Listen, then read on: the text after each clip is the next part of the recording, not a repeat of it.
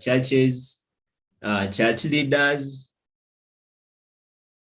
theological institutions, and other key players to effectively address all barriers to the elimination of HIV, such as sexual and gender-based violence, stigma, discrimination, marginalization, among others.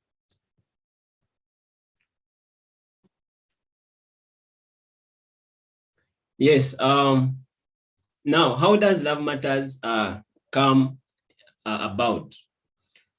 For 5 years now, brethren, I want to report to you that annual statistics on the prevalence of HIV and AIDS in Eastern Africa have consistently reported the increasing number of new HIV infections among young people. And with the awareness that Eastern Africa and Africa at large are regions where the biggest percentage of their populations, that's basically actually more than 70% are people below the age of 35. That is very, very, very risky and troubling. In the past, WCCI has been engaging with young people, and in our engagements, we learned that one of the reasons why we are having new HIV infections happening among young people more than in any other age bracket is because there was a lack of accurate information on sex, sexuality, and reproductive health issues among young people. So this lack of information continuously renders young people to, making uninformed decisions that make them susceptible to SGBV and the transmission of HIV in their endeavors to experience and express love. So having learned that, we also noted from the young people that as we grow, as children grow, as people grow, as they go through adolescence and, early adulthood, they accumulate so many questions about their identity, their sexuality, reproduction. And these are themes that actually occupy a pivotal role in socialization as far as human communities are concerned. So what happens when young people get these questions? They try to look for answers, beginning from their parents, from church leaders, and other custodians of morality in society. But their search for answers, in most cases, from those people was being met by prejudice, dishonesty, reprimanding, and sometimes total silence, where they want answers, but the custodians of morality, the parents, church leaders, they don't want to speak back. They have nothing to say. They leave them to navigate around these questions by themselves. So what this results into is increasing the curiosity of the young people. And out of that curiosity, they resort to other ways of finding responses to the questions they have about sexuality, about reproductive health, about their identity, and other things. And some of the alternative ways that young people are employing to find their responses include ways like, going into the space to practice, the things so that they get what they call first-hand information. And this involves practicing unsafe sexual practices, doing media surveys that expose them to a wide range of inaccurate information, myths and misconceptions, and other ways that are actually risky. So having learned that, we were deliberating on how we would spend the Valentine Eve of 2021. And then we just realized that actually to respond to this challenge, we needed to provide alternative ways through which young people actually can engage with these, public holidays like Love Matters that excite, that raise the emotions of young people, that excite the whole atmosphere in a way that actually is more productive than the ways that are organized by the secular community that in most cases actually end up putting young people at risk of contracting HIV and perpetrating or suffering from SGBV. So that's how Love Matters begins as an ecumenical program, and it was put in place by WCC to ensure that it can provide a safe space where honest and stigma-free intergenerational and intragenerational conversation on the matters of love that are relevant to the fight against HIV and AIDS, are held. And we are thankful to God that we have so far worked so well that today we are now attending our 5th webinar. The first webinar that happened on a day before Valentine's, we had dialogue on the different perceptions of love within our communities and our contexts. We saw how these perceptions are built and how these perceptions contribute to vulnerability to SGBV and the spread of HIV and AIDS. In the second webinar, we were able to interrogate how actually biblical messages on love are applied in our communities, how misleading theologies have been developed, on love, and from biblical scholars who were our facilitators that day, we are able to learn how we can engage with the different biblical messages of on love in ways, that affirm life, promote gender justice, and also holistic health among young people. We also had the third webinar following the second one. And in this webinar, our dialogue basically deliberated on mental health in dating, courtship, and marriage. In that webinar, we were able to interrogate how some cultural norms, values, teachings, and practices render young men and women vulnerable to SGBV and the continued spread of HIV. Recommendations from the third webinar dictated that the following one would handle trauma healing and management in relationships. And in this webinar, we had two facilitators, one of them being Charlie, who is with us today.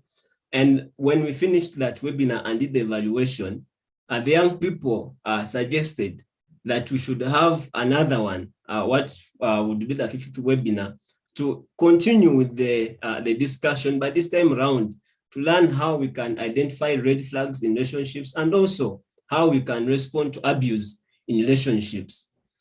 What is different is that this request this time around came with a condition that the young people wanted to have Charlie back to speak to them. So I think, Charlie, you did a very, very great job in the 4th webinar, and we are happy to see you again today.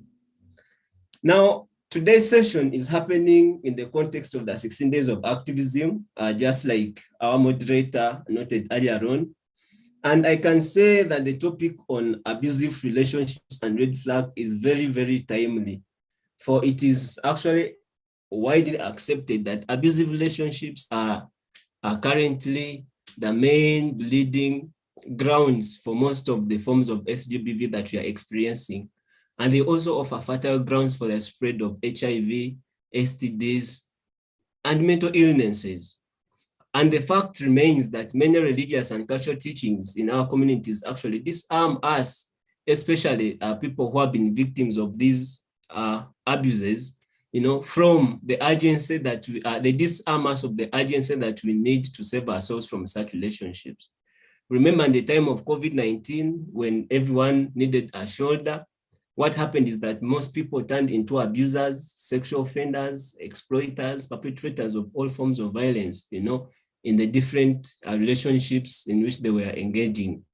These realities, as we can see, have left behind a lot of economic, health, and social scars that I think are going to be very, very costly to heal. The teenage mothers, the people who have suffered marginalization, the people who have been victims of SGBV and abuse in relationships are everywhere, crying out for love. Love that is pure, love that is kind, a love that is genuine, love that is patient and transformative.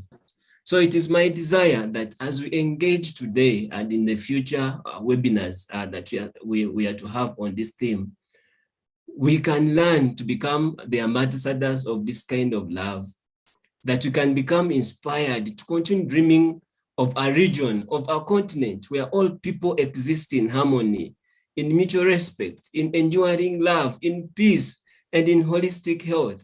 An Africa where HIV and AIDS is no longer a public health threat, and where pandemics or public health pandemics, when they come about, their impact can be minimized such that it does not disrupt the well-being of people. WCC Higher is so confident in the transformative power of the young people, and we are so convinced that the young people can change the narrative of Africa. This conviction is always expressed by our regional coordinator, Reverend Dr. Pauline, who always scorns that young people are the game changers, and young people can change their reality by saying no to abusive relationships and other things that endanger their lives. So it is this kind of conviction that inspires a higher to invest resources in such a program, such that there can be enough mentorship to ensure that the team of transformative young people expands, and to ensure that we can light our light, we can shine so bright such that we cannot be overshadowed by any barriers to the change that we want to see. So actually moving forward, I think we need to open this platform to more mentors for deeper intergenerational conversations on reproductive health issues. We need to open the platform to more adolescents, especially those in high school and in lower classes, because I can see most of us are from campus communities and after school age groups. So we need to have more of the young people so that we can, journey with them. We also need to deeply now engage with the socialization process that forms the male, and female personalities, such that we can get to identify where and how we can transform this process for us to achieve the Africa we are dreaming of. As I conclude, I want to wish us a very wonderful webinar and discussion. But I also want to submit to us that after this webinar, we can think about having a virtual end of year fellowship or party or webinar to mark, the climax of this Love Matters webinar series, but also to, for us to enter the new year in style. I'm sure none of us has entered the new year with another community virtually. So it would be good if we, the Game Changers family, we participants in Love Matters, we come together and, journey together from 2021 to 2022. So if we agree to this proposal, we can plan to meet from 31st December at around 10 p.m. And then, we interact up to 12:30 a.m. on 1st January. So you can think about that. And if you support the idea, you can post in the chat so that we begin to plan. I also want to request us to register in the chat, put your name and your mobile money number for data refund. Please put your name and your mobile money number for data refund in the chat and make sure that your number has a code. Only those who are able to do that will be able to receive the data refund. Well, that has been a little bit of housekeeping. I once again welcome you for this meeting. Let's be inspired, let's be energized, let's be renewed so that together we can transform our mindsets and we can work together for a better region and continent. Thank you so much, dear moderator. Thank you very much, Brian. You can appreciate Brian through the reaction and any other speaker through the reactions icon there, or you can unmute your picture and just clap. So thank you so much, Brian. Also to say that Brian will also be attending the WCC Assembly as a delegate from the Church of Uganda representing young people. I'm saying this so that you can begin utilizing those opportunities to give your ideas, your views, that which would like them to be aired in that very big meeting that will take place next year. Thank you very much, Brian. Now we reach to the core of our today's meeting. And as Brian said, we are looking at two topics. We are looking at how to respond to violence and also identifying the red flags. So how do we respond to gender-based violence in relationships? Our speaker this evening or this afternoon is Dr. Dorcas Chebet Juma. Dr. Juma is a senior lecturer in the Department of Philosophy and Religious Studies at Pwani University here in Kenya, and the head of the Christian option in the same university. She holds a bachelor's degree in theology from St. Paul's University, a master's degree in theology from Protestant University, Protestant University in the Netherlands, and a PhD in Old Testament from Stellenbosch University in South Africa. Her publications include and are not limited to Encountering the Male and Female Voice in the Song of Songs, and Reading the Song for the Dignity of Human Sexuality. The Song of Songs, a commentary in the African Bible Commentary, Eros in Africa, an African woman's contextual approach to the Song of Songs. In the African Bible Commentary, her research interests revolve around the dignity of human sexuality, women in religion and culture, contextual approach to biblical interpretation, gender, health, and theology, women in religion and culture in the Old Testament perspectives. Friends, join together in welcoming Dr. Dorcas Chebet Juma, who is our speaker now. Please appreciate her, the reactions on the chat. Thank you so much. Karibu Dorcas. Thank you so much, Pauline. The last time we were together was in Butere, somewhere there, when I presented a paper in which you really laughed. Thank you so much for this opportunity. And yes, let me exit full screen and begin straight away. Actually, the main question is, love matters. Or maybe we should start by saying, does love matter? And my approach to how to respond on abusive relationship will be from the context of the Song of Songs and effective ways of responding to abuse in relationship. And so my topic is, does love matter? The Song of Songs and effective ways of responding to abuse in relationship.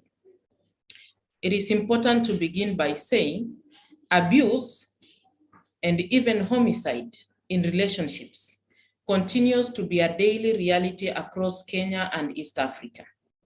Some perpetrators are politicians, men in uniform, close relatives, or teenagers. Thus, the cases are suppressed or settled locally. While abuse can sometimes be a life-altering event with a lasting impact, many victims continue to persevere in the name of love. In fact, the concept love itself is problematic. In the contemporary African society, when a young man or an old man wants to have sex with a young girl, he will say, "I love you." In the name of love, many young girls submit to the pressure of sexual desires, eventually becoming victims of abuse in relationships. While abuse has been a daily reality, especially in institutions of higher learning, strategies put to curb the spread of COVID-19, especially in Kenya, highly escalated sexual abuse. The aim of this paper is to put the female voice in the Song of Songs in dialogue with the voice of Tamar in 2 Samuel chapter 13. This way, it will be possible to rethink the concept of love from the perspective of health and healing for victims of abuse. The guiding questions are, number one, is it possible to call to action prevention, mitigation, and response measures on protection from abuse? Number two, does love matter? From the context of sex dignity talk and an African women's hermeneutical lens to the Song of Songs and 2 Samuel chapter 13, it is proposed that young women and girls should be sensitized and empowered on how to respond and possibly be protected in case they find themselves in abusive relationships, similar to that of Tamar in 2 Samuel chapter 13, and the female voice in the Song of Songs, chapter 5, verse 7. 2, there is need for a blended legal and religious structural system that responds to abusive relationships. 3, steering conversations on sex dignity talk in the private and public sphere can create a conducive environment that allows for the love of young lovers to flourish as they enjoy life in its fullness, as in John chapter 10, verse 10, as equally created in the image and likeness of God, as in Genesis chapter 1, verse 27. While it is a taboo to speak about sex in Africa, the Old Testament seems to present love and human sexuality as a mysterious, distant matter, even though love is divine and a sacred phenomenon. If love and sex are spoken about in the Old Testament, it is in the coded language. It is in a coded language when a man knows his wife and she conceives, as in Genesis chapter 4, verse 1 to 2, verse 1. 2, when young Israelite warriors are being instructed to take revenge on the neighboring nations by taking virgins for their sexual pleasure, killing women who have known men, or in other words, have had sex. When women seem to be accused of using their sexuality to lay a trap for young, innocent, and God-fearing men, like in the case of Potiphar's wife and Joseph, Potiphar's wife and Joseph in Genesis chapter 39, and that of Samson and Delilah in Judges chapter 16, or when one encounters the rape of innocent young girls, as in Genesis chapter 34, the rape of Dinah, and 2 Samuel chapter 13, the rape of Tamar. This can easily be understood as a presentation of women as passive recipients of matters love, objects of sexual desire, or sources of irresistible temptation, while young men are socialized to believe that it is a norm and manhood to be aggressive to women. Such socializations continue to make it very difficult for young men in love to accept no for an answer on matters love and sex. In fact, in most cases, when a young woman says no to a man's sexual advances, she is believed to have accepted. There is a common phrase on Kenyan social media platform known as kukula fare, literally eating transport. Because of the concept kukula fare, Kenya has witnessed increased cases of gender-based violence and in extreme cases, murder. When a woman fails to come because they have been given fare, some young men have traveled long distances and killed girls because they did not pay for the fare through sex. Taboos on matters sex even continue to make it difficult to steer conversations on matters love and sex in African contexts. Besides being a breeding ground for abusive relationships, muted voices on matters sex and love continue to send mixed signals on matters love. When a young man or woman is in love, for example, he or she is supposed to act in a manner that suggests that he or she is in love. In fact, in the African society, it is a man who initiates love and sexual encounters. A woman in love is supposed to suppress her feelings. Even married couples in holy matrimony will have to switch off their lights, hide in the blankets, and close their eyes before they do the work of the Lord. Notably, human sexuality is a blessing from God, while a woman's sexuality is a crown of God's creation. When God saw the beauty of a woman's sexuality, God exclaimed, "Very good," in Genesis chapter 1, verse 31. When a woman was brought to Adam, the beauty of a woman's sexuality and love, a body surrounded with mountains, like the city of Jerusalem, as in Psalms 125, so that when a woman is in a distance, you will know if she is coming or going just by looking at the packaging of her body, that he was so amazed and described a woman's sexuality with a poem. Adam says, "This is now bone of my bones and flesh of my flesh. She shall be called woman." Genesis chapter 2, verse 23. The beauty of a woman's sexuality perfected with Mount Horeb on the left-hand side and Mount Zion on the right-hand side, and the additional documents in the behind, leaves one mesmerized at the wisdom of God on matters love and human sexuality.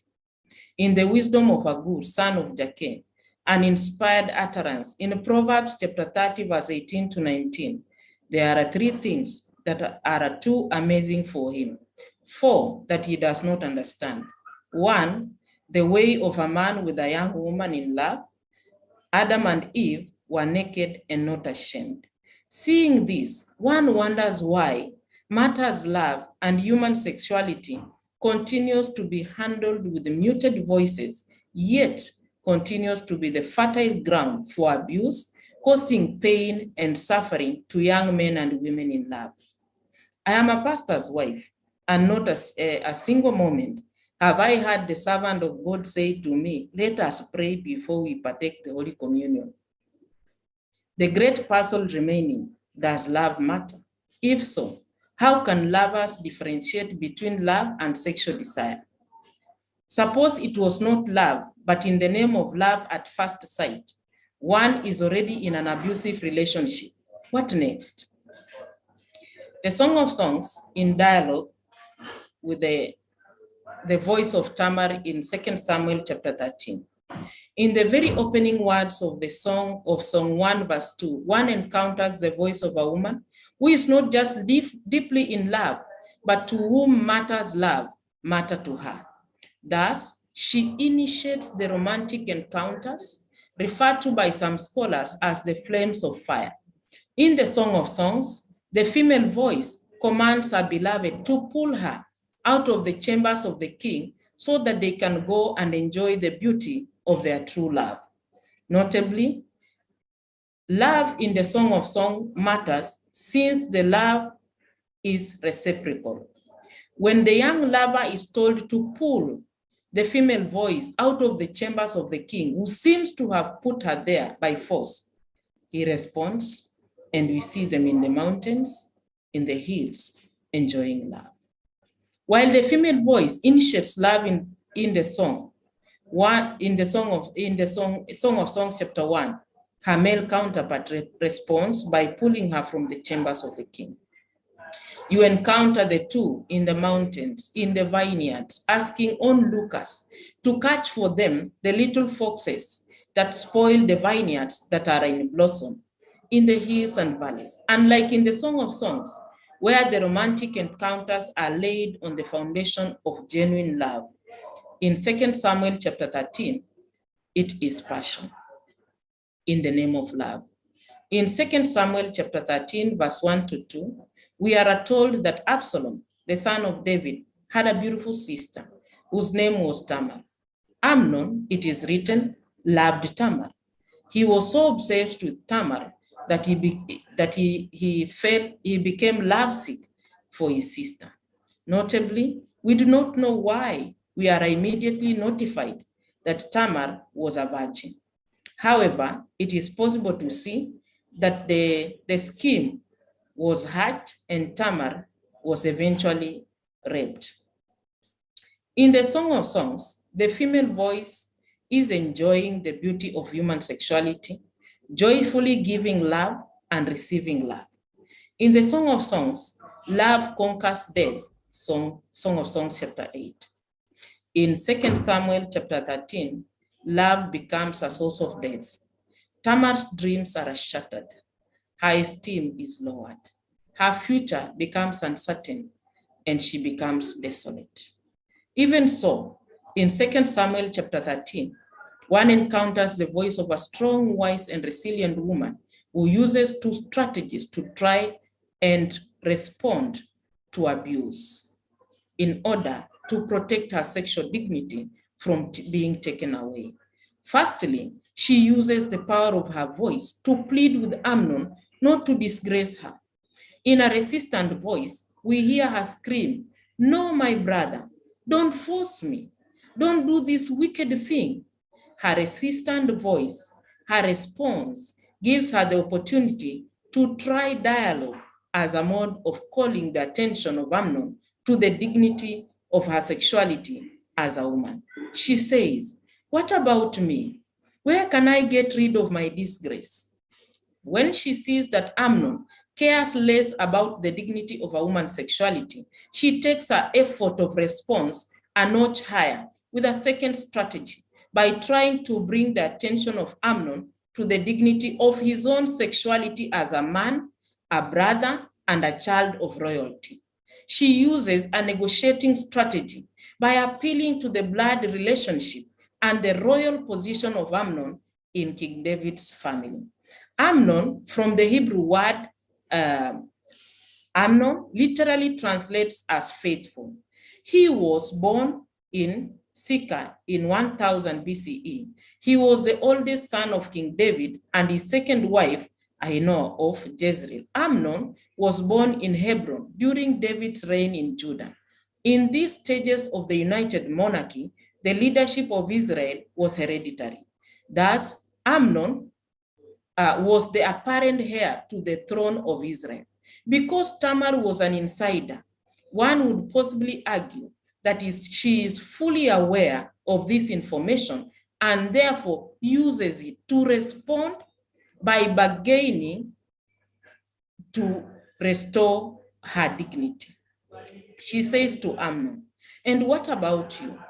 She reminds Amnon that there is nothing as disgraceful in Israel as going down into records as one of the fools of Israel.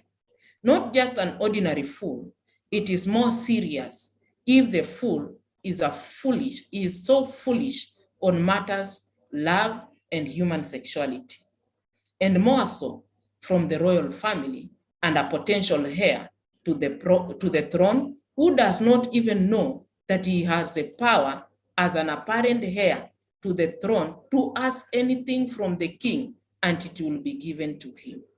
We see this in verse 13 when Tamar says to Amnon, "Now therefore, I beg you, speak to the king, for he will not withhold me from you." A foolish man in Israel is one who is harsh, hard-headed, cruel, and stubborn, and does not listen. A foolish man in Israel is stiff-necked and evil in his doings. He pays evil for good and does not walk in the ways of the Lord. He usually dies a sudden death.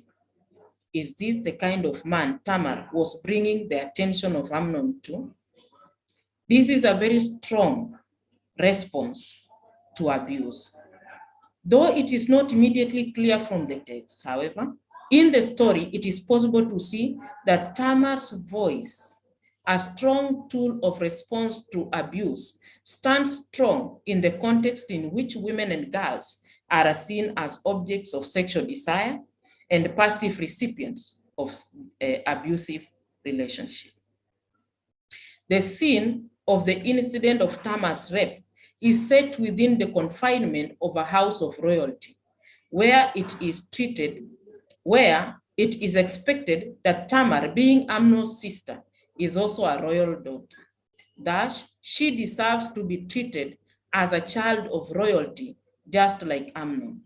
The setting of the house of royalty is supposed to provide protection to a daughter of royalty, love to a daughter of royalty, a place for Tamar to be treated with dignity and her virginity upheld.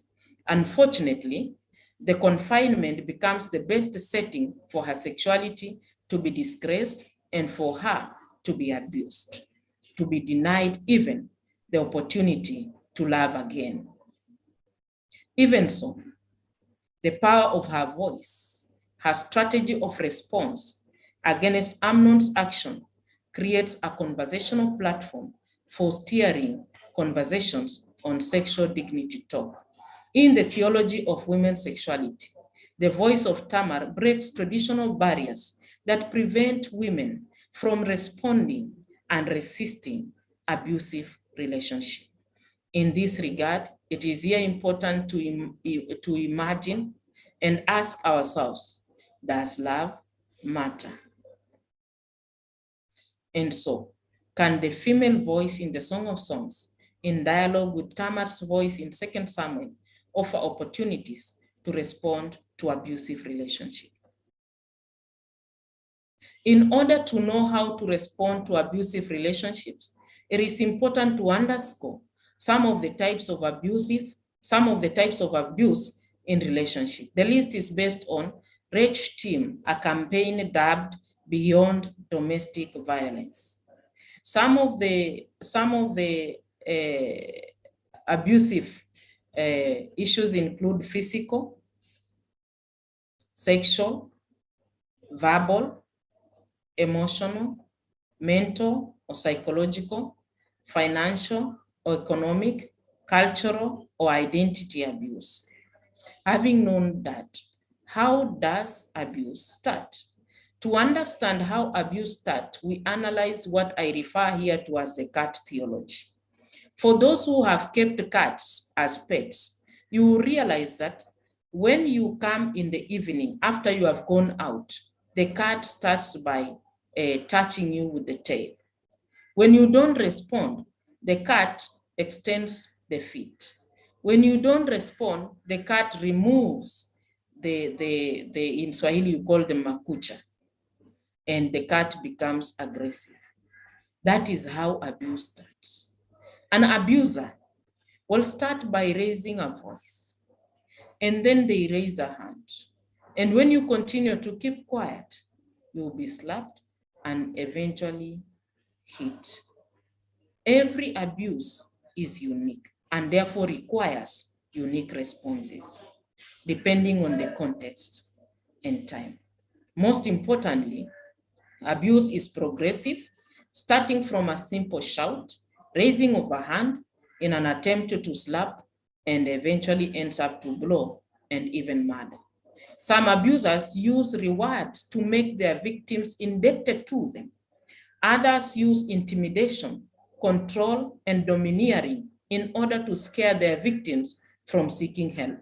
Others prevent their victims from socializing with the people lest they disclose their plight, while others treat friends and relatives of the victim well so that when the victim complains, it sounds strange. Others adopt a multiple personality so that they can abuse and play the victim or the rescuers. Abused, so at the end of the day, the abused ends up sympathizing with the abuser instead of seeking help. In the public space, the victims will be treated by the abusers with respect, so that when the victim complains, people will be wondering about what the victim is talking about. Signs that show that one is abused, they include but not limited to, in most cases, but not all, victims of abuse tend to have a low self-esteem, withdraw with a sudden change of appearance. Someone who was very cautious about how they dress and look suddenly neglects themselves, speak very well about their abusers, and are even protective about the public image of their abusers. So what are some of the effective ways of response? As I had said, response varies depending on the context the victim of abuse is in. If a victim is physically close to the perpetrator, it is very important to allow him or her feel that he or she has already overpowered you until you find a safe space to seek help. Of course, some perpetrators of abuse do not act on provocation. Thus, before taking any move, it is important to study the perpetrator very carefully in order to familiarize yourself with the most powerful tool of disempowering the perpetrator so that you can seek help or find a safe space. Remind yourself that it is not your fault and that it is okay not to be okay, and consider your option for walking away before the abuser socializes you to be totally attached to him and dependent on him or her. The do's: seek counseling with a relationship therapist, either together or separately. Surround yourself with a support system of family and friends who can validate your experiences. Discuss with them what is happening and how you are feeling. Communicate with your abusers about their hurtful words. Discuss that this behavior is unacceptable to you. Resist by always showing that you are hurting and that you don't like the way you are being treated. Leave the relationship while you are still alive. If you make this decision, then it will be very possible for you to have time to evaluate the damage that the abuse has caused you. Seek out safe spaces wherever possible. The don'ts. Don't engage in conflict with your abuser. If your abuser becomes angry, stay calm, walk away, and don't give them a reaction. Don't give them a reason to blame you for the worst relationship. Don't blame yourself for someone else's behavior. Don't apologize for a mistake you have not committed unless if your life is in danger and you want to use it to negotiate for your safety. Don't cry at the provocation of your abuser, especially in front of them, unless you are using your tears to negotiate for your safety. Don't stay in a relationship with someone who is hurting you. Don't tell yourself that you don't deserve to be treated better. Don't ignore your thoughts, feelings, and instincts. If it hurts, say it hurts. This is work in progress. Thank you.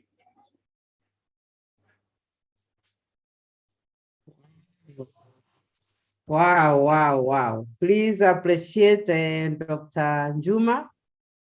That was wonderful.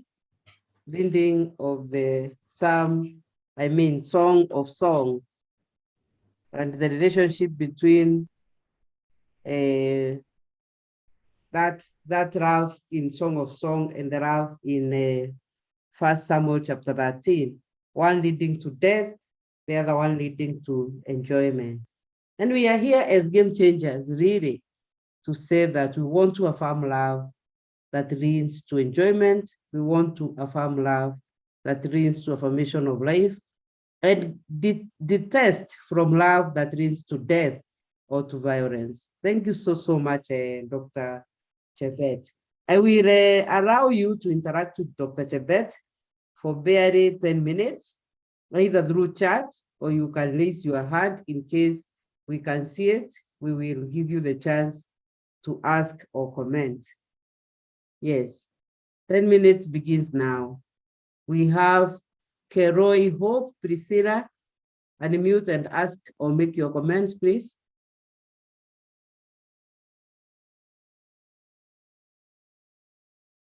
Can you unmute? Priscilla? No.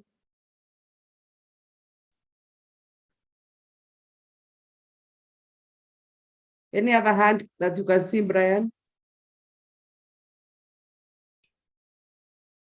Any other comments? While Priscilla tries to unmute.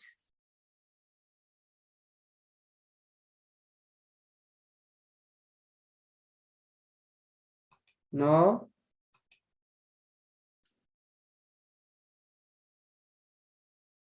Do we have chats? Ambrose. Comments on the chat? Ambrose's hand is up. All right. Ambrose, unmute and make your comment. Yes, thank you so much. I would like to thank the facilitator, the presenter was just gone off of the call. But my question, this is a question which goes to her. Is there room for us to transform the abusers? Because it seems most of the abusers are men or the agents. How can our young sisters, how can our ladies use that as an opportunity to transform the abusers? Is there room, first of all? Yes, if it's there, how do you use that room for transforming the male abusers? Thank you. Wow, I'll ask you the same question, Ambrose, before Dorcas answers, because I am not getting it. How do you transform the person who is killing you? The person who has traveled from Nairobi to Western Kenya with a rungu just to kill you. How do you transform that person? I don't know. An axe, actually, shocker. Do you have some ideas, Bruce? Like for someone who has traveled from Nairobi or to Western Kenya to kill you or to attack you, you can transform by simply evading the place you live. Doing what? You evacuate yourself, or you escape, or you leave. Did he call to say he was coming to murder you? Yeah, if I have a notification that someone's coming to murder me, I simply I leave. Okay, Ambrose, we hear your point, but I think the bottom line is that one thing that we have continued to say in this struggle for gender justice is that abusers are people who are known to us. In the context of Love Matters, abusers are people we have intimate relationship with, and therefore they are the people you are least expecting that they can harm you. You are almost always caught off guard completely. When Tamar goes to bake bread for her brother, it is her brother. She cannot imagine her brother can lust over her. She cannot imagine her brother can rape her. Even when she negotiates and says such a thing has never happened in Israel, she does not expect that it can actually happen. Wow. I don't know, Dorcas, whether you want to respond to that. Can I respond? Okay. This is Peter. Yes, please go ahead and respond, please. Yeah, what I'm trying to say, these abuses, if we put in the scenario to now, it seems the people who are now doing abuses is the gentlemen, those who are now giving something to the vulnerable people. Let's say to the young people, young ladies, those who are now promised and they don't keep the promise. To my understanding, what I can advise, because this is the world of today has really changed a lot of things in the life of the society. If we are people of God and we see how to bring this problem to an end, we have to sit down and then we think. We think outside the box, and what we cannot do, we can't promise. Because these people who are now coming to kill you, these are the people you are promising them.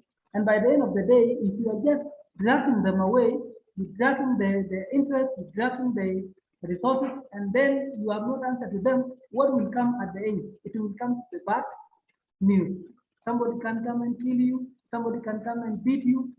My understanding to all those people, to all of us young people, we have to sit down and we see how we can respond. If somebody wants to do something to you, you have to sit down and then you think. If you are a young lady and this man wants to grab you with the money he has, think twice and you know. You are a young lady with the brain. You can even tell him, I don't want to involve in this matter of love. Let me just leave me alone and leave and go and do the other things somewhere.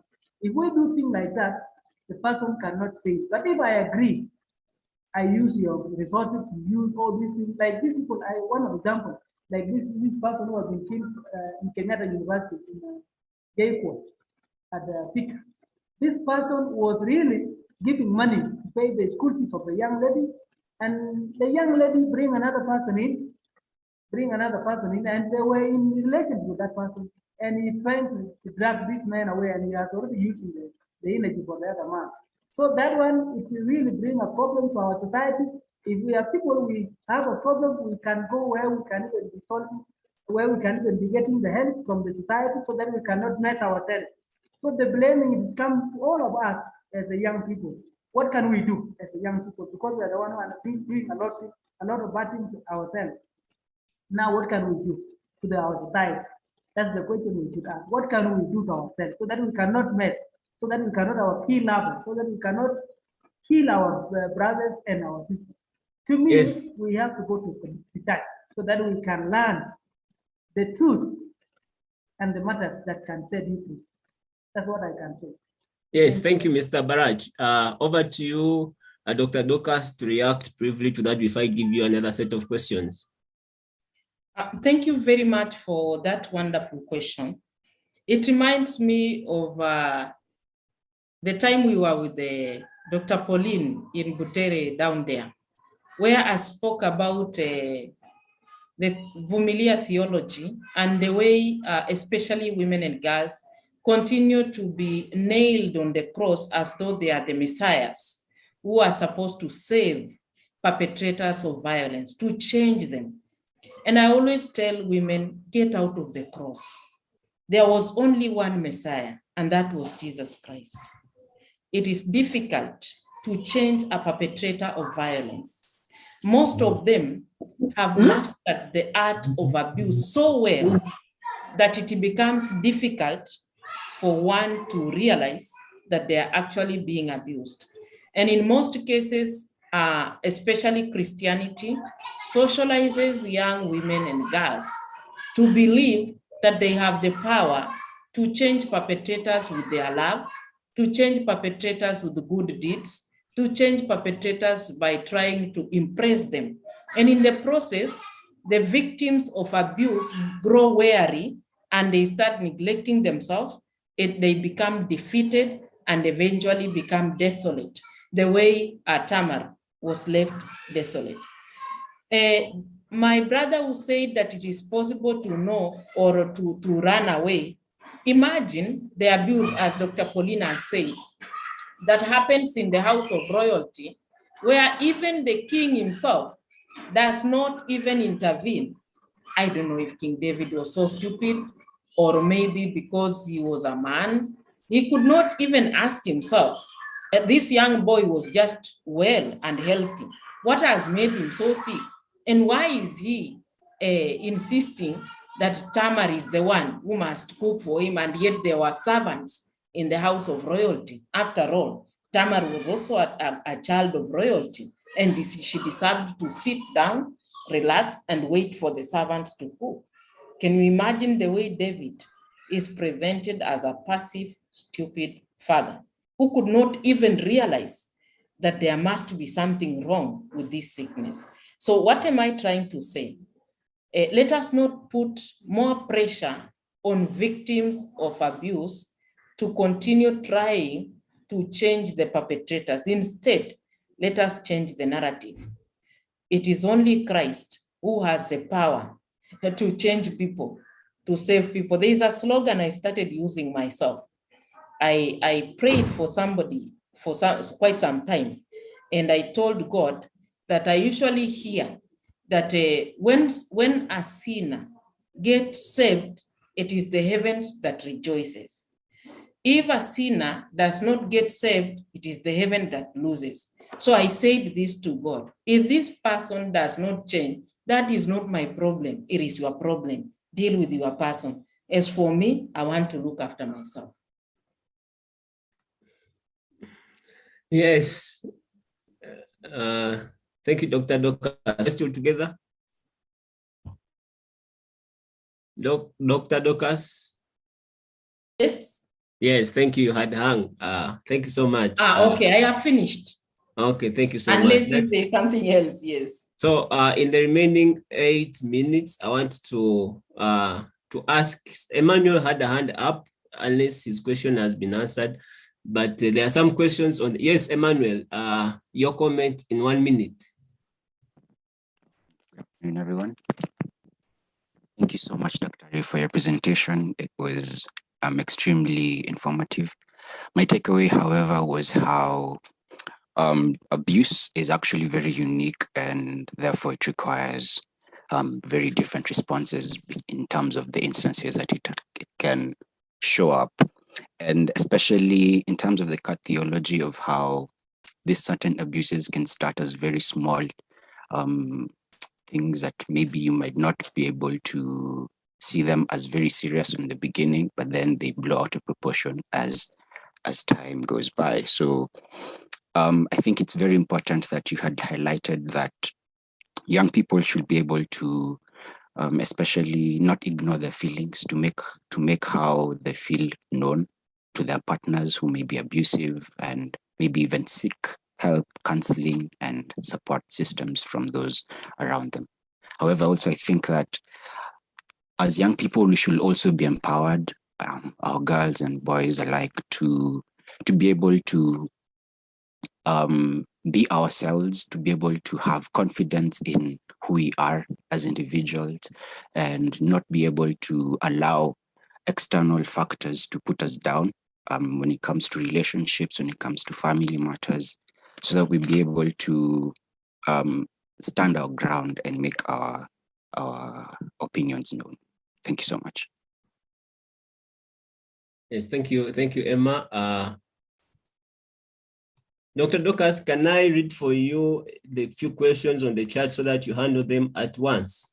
Yes, yes.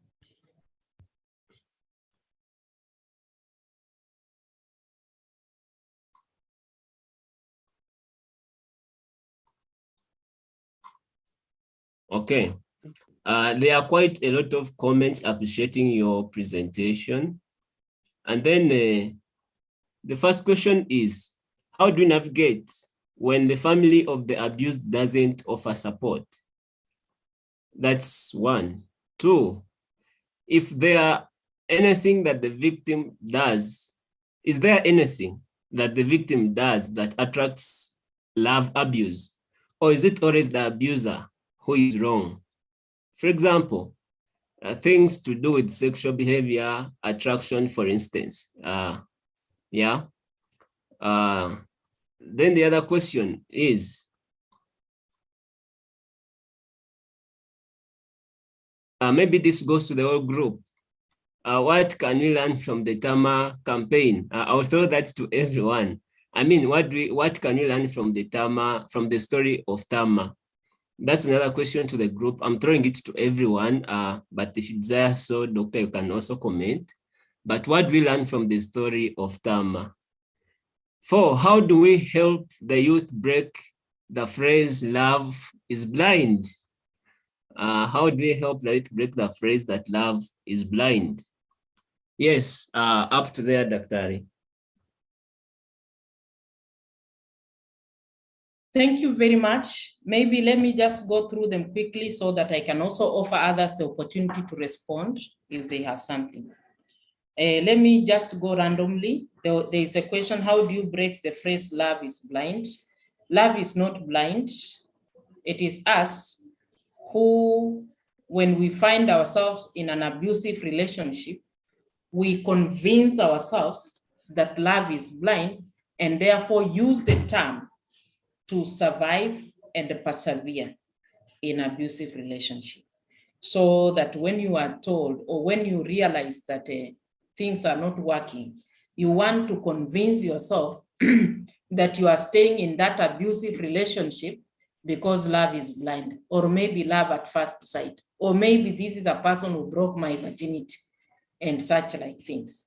So it's not necessarily that the love is blind, but it is a social construct that has been coined to socialize victims of abuse to persevere in abusive relationship. What can we learn from the story of Tamar? Like one of us has pointed, and I'm really blessed about it, the cat theology. Tamar was able to see abuse and deal with it as it came. So Tamar's story offers a platform for conversations on resisting and responding as the abuse goes on, so that you do not suffer in silence. Don't suffer in silence. That is a very strong message from Tamar's story. Even if you will not be heard, speak anyway. Even if the abuser will not leave you alone or will continue to abuse you, let him know that what he is doing is not right. How do you navigate the family of, when the family is also abusing you? I have gone through that a lot, where family members gang up literally, and it becomes very serious. I hope I have a few minutes. I share a 2 minutes experience. One time my father-in-law died, and when we were preparing to bury him, I am a Sabaoth and the people are married to are lawyers, and the family members rose against me that I had not brought certain things in a certain traditional way. And I was accused that if I don't do what I was being told to do, that I will bring a curse to the family. And a number of ladies stood up and they wanted to beat me. And I looked at one of them and I told him, while these others will be beating me, between me and you, one of us is going to die. I am sure, and I am sure that it is not me. So come. Between me and you, one of us is going to die, but I am 100% sure that I'm not the one who is going to die. And when I said that, everybody started to walk away. So when that is one way, do not suffer in silence just because the family members have ganged up on you. Resist, resist, resist. Reclaim your identity from the word go. When they rise against you, stand up for yourself. Don't wait for your husband to defend you, because at the end of the day, they are relatives. That is their blood. At the end of the day, you are the one who is a stranger in that family. At the end of the day, blood is thicker than water. You'll be left alone. Resist, resist, resist. And if possible, if you see that the home environment will continue to contribute to your abuse, it is very important to stay away and find a home. You see, talk with your partner, spouse. If the abuse is coming from the relatives, talk to your spouse to see the importance of you even buying land out of the ancestral land. Is it the fact or the fault of a victim when you are suffering? Never, never. An abuser is an abuser. So that is also another social construction. And that is why we see a lot of, especially women, going to extreme measures, trying to please the abuser. For example, going for plastic surgery, using cosmetics to transform your skin because we think maybe you are not beautiful enough. Have you never realized, did you know, as I conclude, that sometimes your beauty, your extreme beauty can be a source of your abuse, because somebody is insecure and therefore wants to make you feel bad about yourself, so that because he's afraid that somebody may take you. So don't feel like maybe you are ugly. Don't feel like maybe you are not giving them enough sex. This is the joke I always use.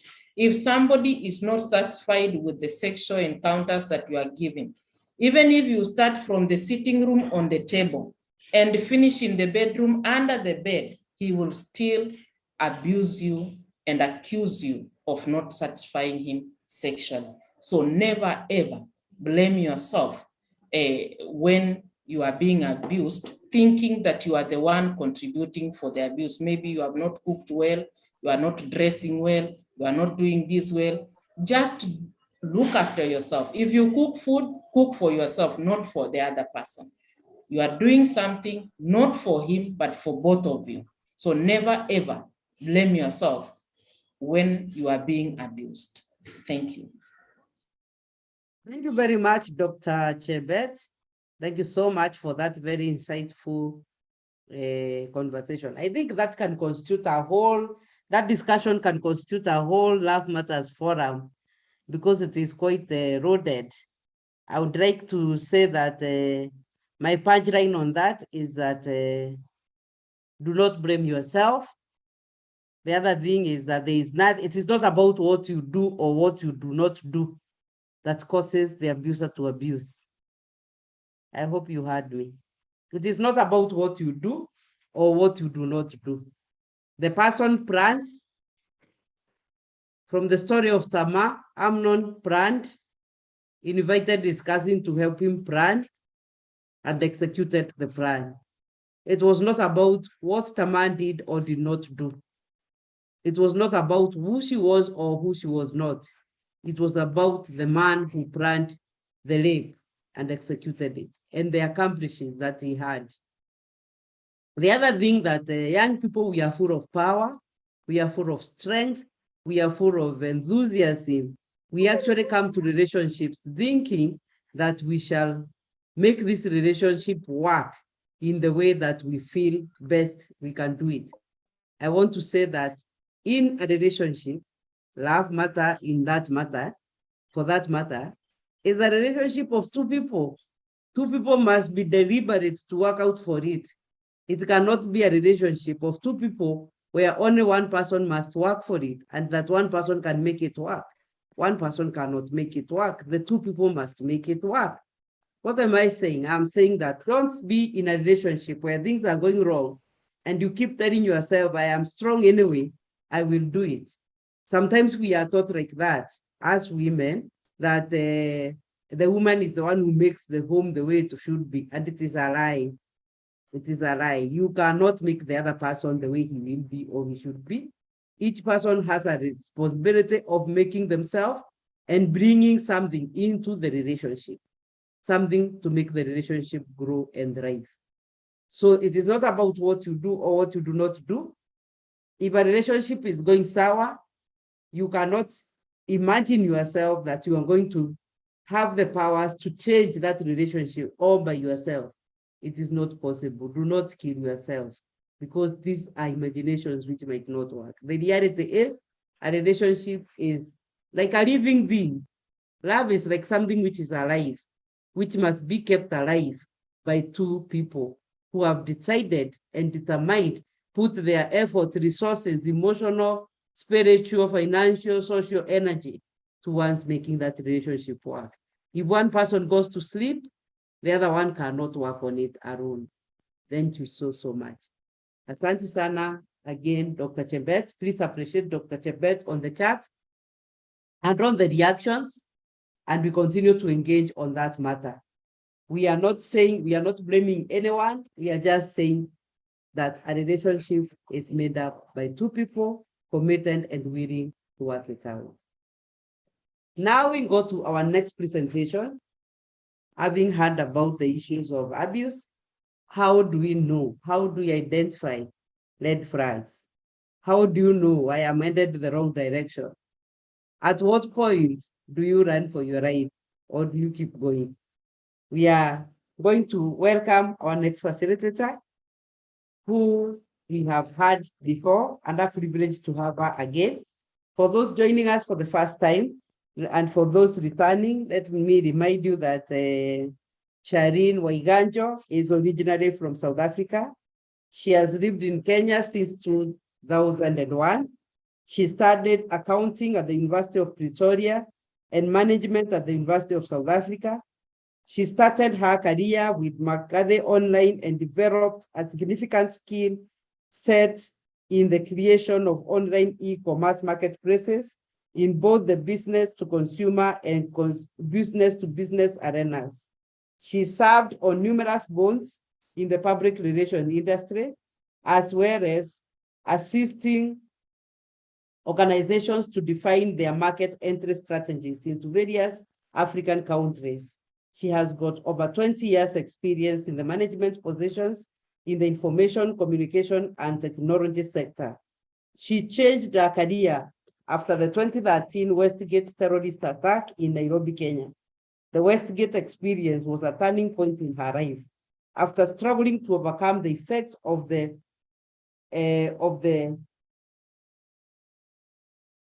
CPTSD,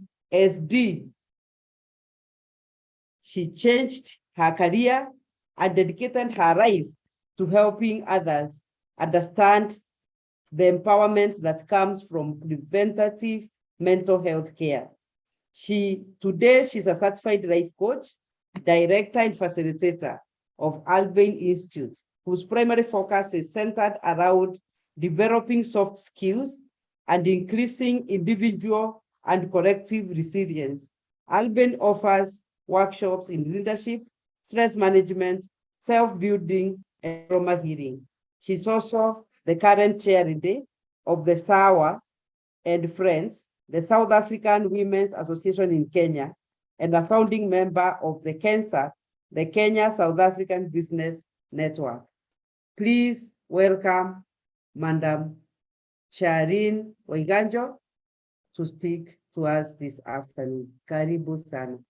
And also tell us what CPTSD is. It just ran out of my mind. Thank you, Reverend Pauline. Thank you for the warm welcome. Hello, everyone. It's so good to be back with you. I've missed you. I hope your lives have been well since we last met. Thank you, Dr. Dorcas, for your very insightful presentation. I think we all learned quite a lot from it. Reverend, CPTSD stands for complex post-traumatic stress disorder. I hope you will remember it now. I think Yes, the yes, most thank you. the most common one is PTSD, but then you get one that's worse. It is complex, meaning that you have had more than one significant life-threatening experience. So thank you for having me today. My part is to talk about red flags in relationships. And I thought it best to put things a little bit in context from our Albanian perspective on relationships. Where does the part of relationships reside, right? So I want to draw your attention to us as human beings, first and foremost, and to make a little illustration for you that we are three-part beings. We are not just Jane or Francis in the body. We actually have three parts. One part that we can see is the body, right? The second part is our soul, where our mind, our will, and our emotions reside. And the third part is our spirit. Now, to sum it up, and I hope you can see this diagram in your mind, man is a spirit being who has a soul and resides in a body. So what is it about the spirit? And I want us to focus specifically today in my session on the spirit. Our spirit part is the part where our relationships originate from. Our relationship with God, our relationship with ourselves, our relationship with others. It is also the part of our being where our sexuality resides. And this is the reason why we always, or most of the time, confuse relationships with sex. A lot of people think that in order for me, especially with romantic relationships, a lot of people think that the measure of a successful or a good romantic relationship corresponds with the sexual action, and this is simply not true. What is our spirit? If we here in a Christian forum say that we are Christians, we believe in the Abrahamic God, that is already one part of our operating system. Okay, so our spirit is our operating system. To make it even more easier for you to understand this analogy, I want you to think of your mobile phone. Okay, our mobile phone is our spirit. And in the world today, we get two types. We get Apple phones. Who of you are on Apple phones? Many of you?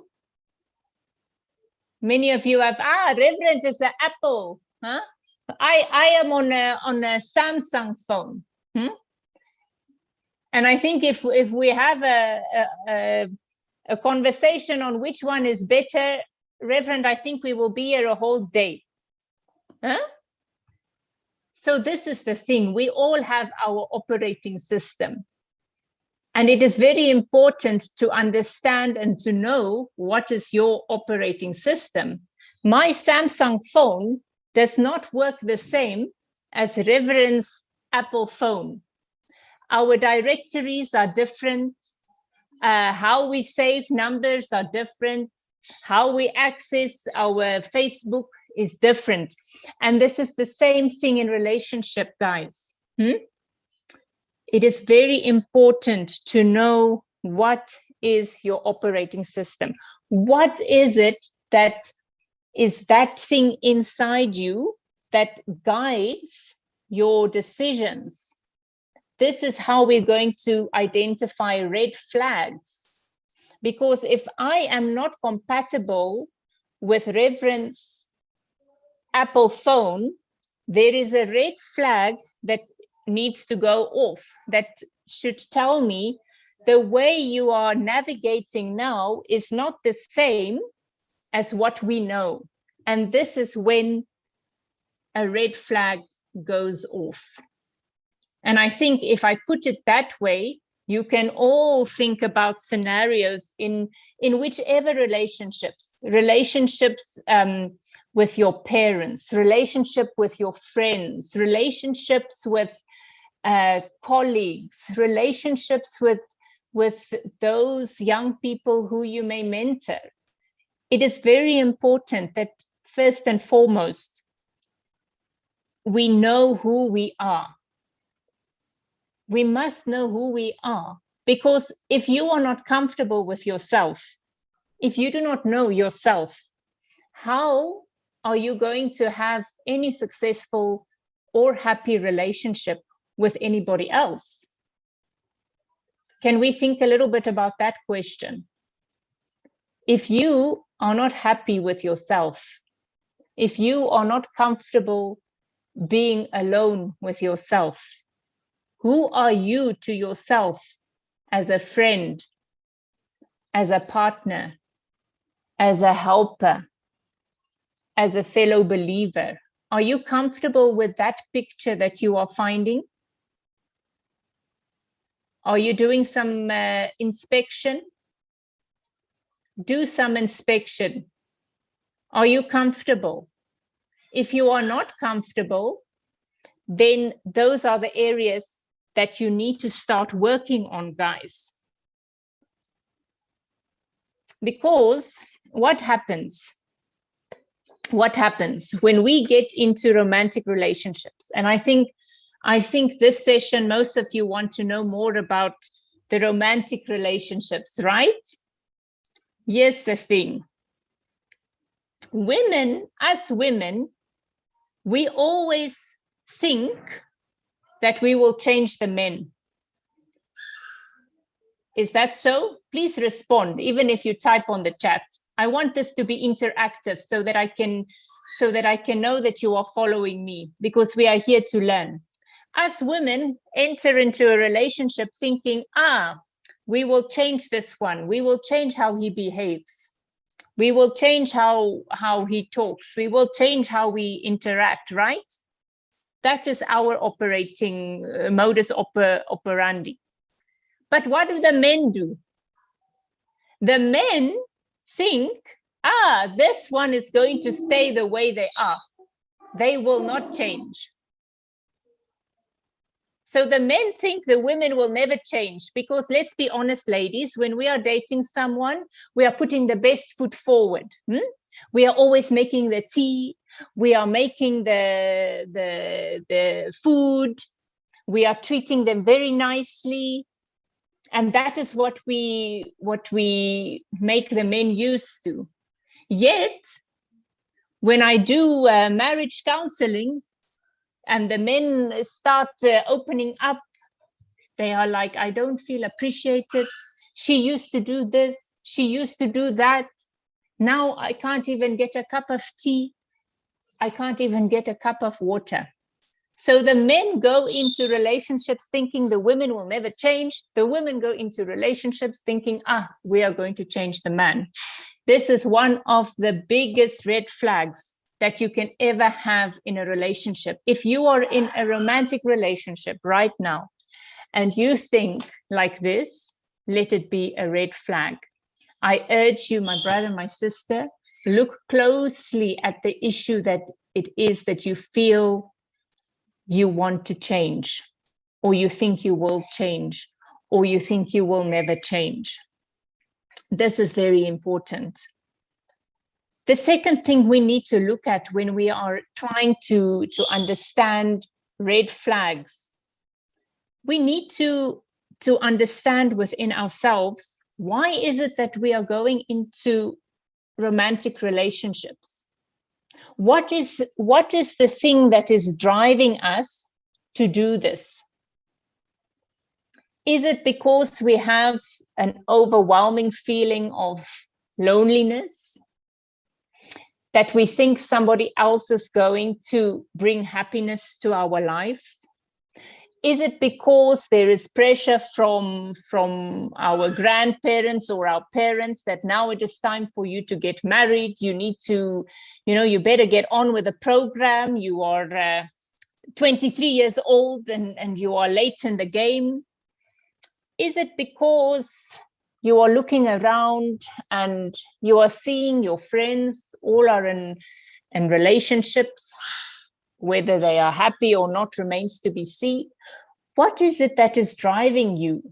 What is it that is putting pressure on you, if I can explain it like that, to have relationships? Because if we are operating from a point where there is pressure, there's an external pressure. It might, ladies, if it is ladies, it might be your time clock. You think, I need to have those babies. Well, here is a big news flash. Guys, girls, there is no manual that says by this age, you have to be married, you have to have so many children, and so on and so forth.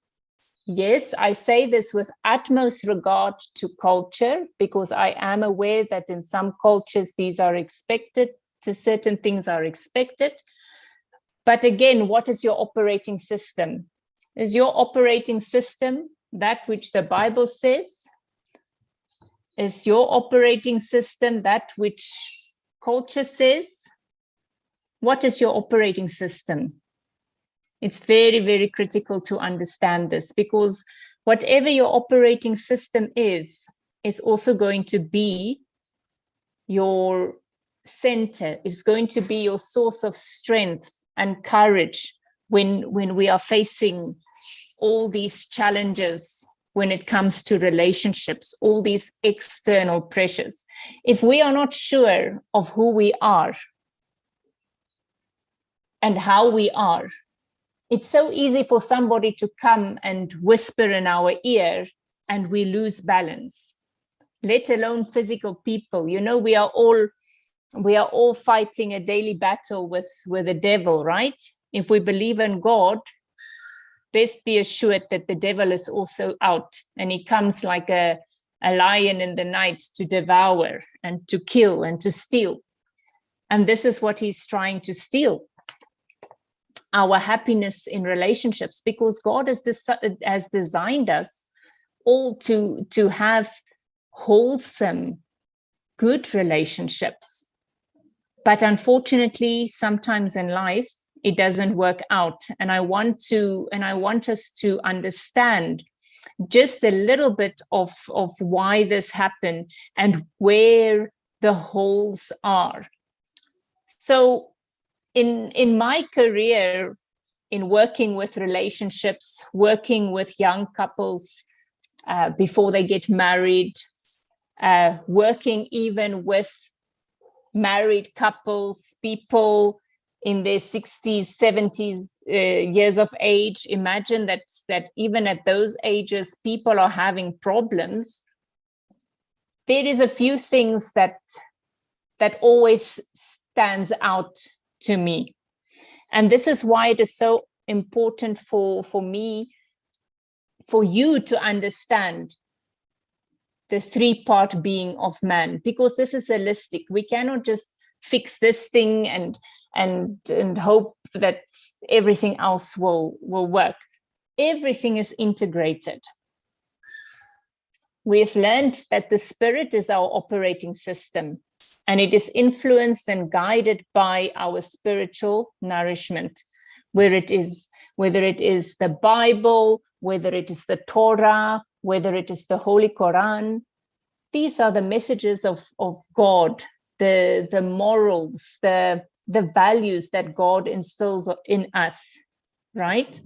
But let's look at the other two: our soul, where our mind, will, and emotions reside, and our body.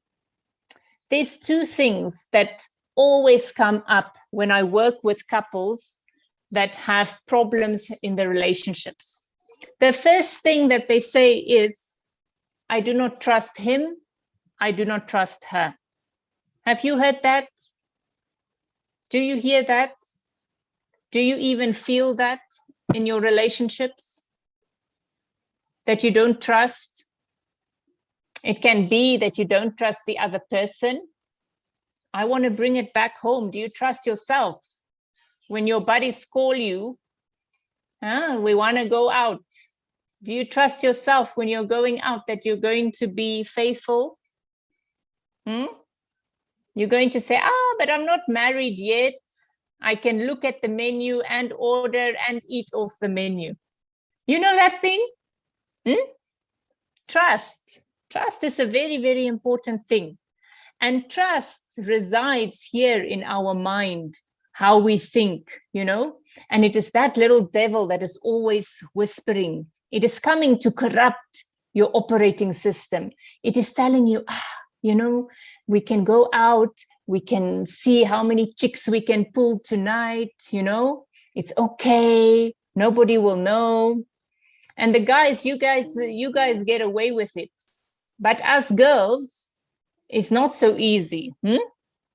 It's not so easy when we also want to go and enjoy the hang and have a good time, because sometimes our consequences of our actions are more visible than it is for the men. How do we overcome this issue? How do we overcome this issue of trust? It begins with ourselves. It begins with ourselves. What is my operating system? I must become the change I want to see in my community. If I want to have and long for a happy, successful marriage, how I behave today when I'm still dating is critical. It informs my actions. If your operating system is not strong, and if it's easily corruptible or easily influenced by external factors, I think the solution is for you to end all your romantic relationships and first build your spirit, first build your operating system so that you can be sure and build integrity so that you become a trustworthy person for yourself and to others. So trust is a very, very, very serious thing. What happens in the body when we are in relationships? Yeah, I see Quizeria, Jean-Pierre, you're saying build your spirit. It is critical to build your spirit. Guys, what happens in the body? This one we can all answer in unison. The body wants to do what? I always say the body wants to do humpy-pumpy. The body just wants to do humpy-pumpy. And we think, this is a good measure of relationships. So we meet somebody to Friday night at the hang, trust and belief. By the time Saturday morning the sun comes up, we've already shared the most sacred and intimate thing that you will ever be able to share with someone. And I find that is very sad. In the moment, our hormones are pumping, but this is why our spirit, our operating system has to be so strong and incorruptible. Yes, those feelings come, but there is a part of us that has to say no.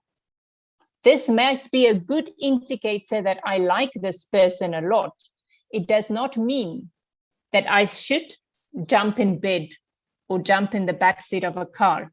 Ladies, if you are going out with somebody and your boyfriend is only interested in the physical part of your relationship, huge red light plus a siren plus a whatnot is going off. No. This is not the foundation of a healthy, happy, God-centered relationship. Boys, if that is what you are after when you go out to meet girls, you have to start taking a serious look at yourself, because I'm sure when you are ready to marry, Would you be willing to marry the girl that you know who has been with 20 guys, thinking, and she's innocent, thinking that she's looking for love, she's finding love? Because us girls also just want to be girls. If a very handsome guy comes and tells us, oh, you're so beautiful and I love you and I'm going to marry you and it's going to be so nice, and you know, and then the one thing leads to the next, and she's like, oh my goodness, I really like this guy, he's saying all the right things, and then we have a sexual encounter, and a week later the guy is gone. Guys, is this how you're operating as Christian men? Be the change you want to see.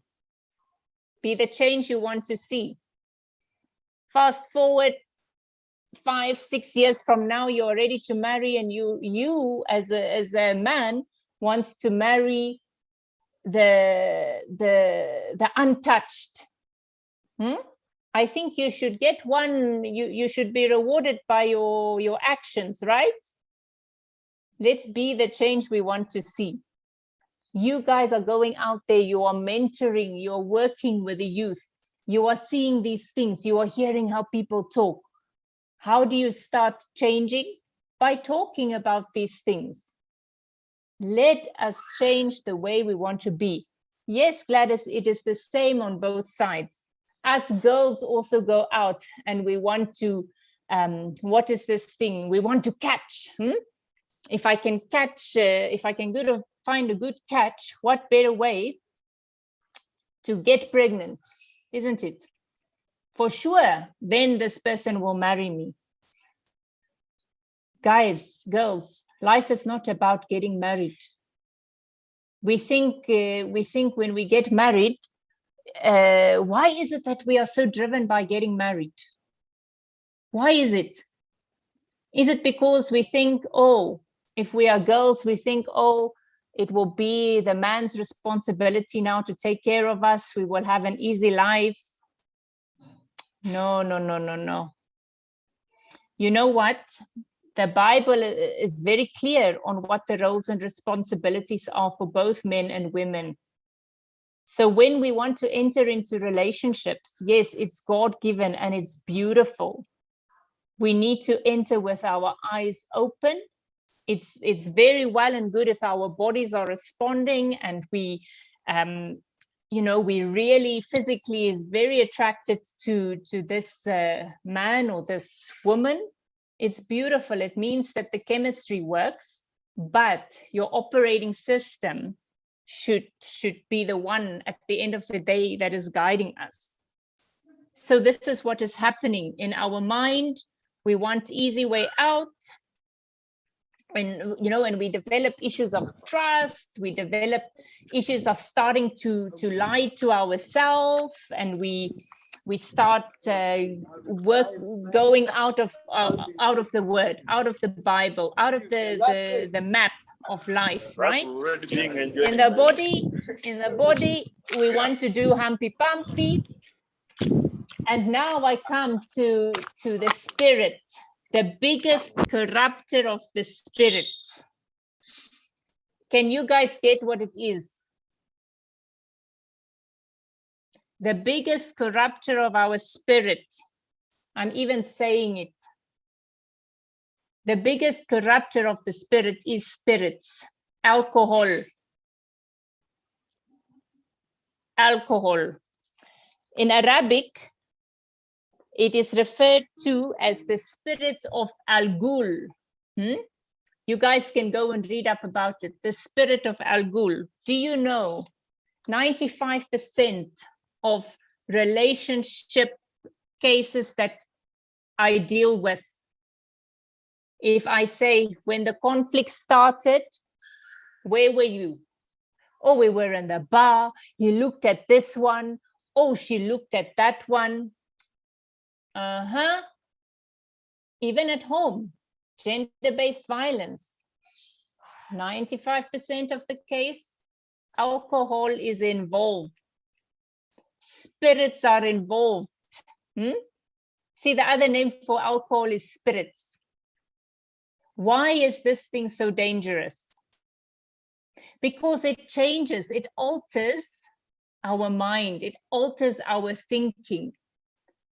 It numbs or increases suppressed or suppressed emotions in us. If you or your partner, if you consume a little bit too much, and I know we think when we are young it's cool to do so, I want to challenge you and try and go about your relationships, first of all, without sex, second of all, without alcohol, and see how you like each other then. Do you even have anything to talk about? Are you able to dance to your favorite tunes without the spirit of Al Ghul? I really want you guys to try it. And you know, now it is so opportune that we're in the calendar of Advent. This is the time when everybody is having parties. This is also the time when most relationships with weak operating systems break up. Because we found somebody else at the hang, at this Christmas party, at this bar. Alcohol, big red flag. That one is even a siren with a fire truck running through your life. And you know what, guys, it's okay if you have a problem with alcohol or with drugs. We're not here to judge. It is okay. I want you to become aware of it in yourself, because you are somebody's partner. You will be somebody's partner, and somebody else cannot fix you. You need to fix yourself, right? You need to fix yourself. This is very important to understand. Nobody else can do it for you. You have to do it yourself. Because, you know, relationships are supposed to be beautiful. I remember when Waiganjo and I first met 10 years ago. By the way, I believe at that time, I will never be in a relationship again. I will never have a happy life. I will never be a mother. I'm happy to report, guys, I'm the producer of 2 Kenyans. Because God is so faithful. God is so faithful. If we are near him, he is near us. And in the first month of knowing Waiganjo, we just talked, believe it or not. Believe it or not, we just talked and talked and talked and talked and talked, and we continued to talk. My grandmother used to say that the way to anyone's bedroom, the road to anyone's bedroom should lead through the church. Can you hear that? The road to anyone's bedroom leads through the church, meaning you have to walk down the aisle. The problem today is, and this is also now you will see the operating systems, people get married. We get married, the pomp and glamour, the dress, the flowers, the hang, the party. And after 1 year, if we're lucky to make 1 year, we break up because now things became tough. Things became tough, so we get a divorce. Let me tell you guys, I want you to put that thing even out of your mind. Boys and girls, men and women, I want you to put that thing of divorce out of your mind. Yes, there are certain instances where it is permitted by God, but I want you to not enter ever into a relationship thinking that the exit strategy is easy or that it is available. The world has made it, has diluted the institute of marriage to just being, it's okay. If you want to get out, get out.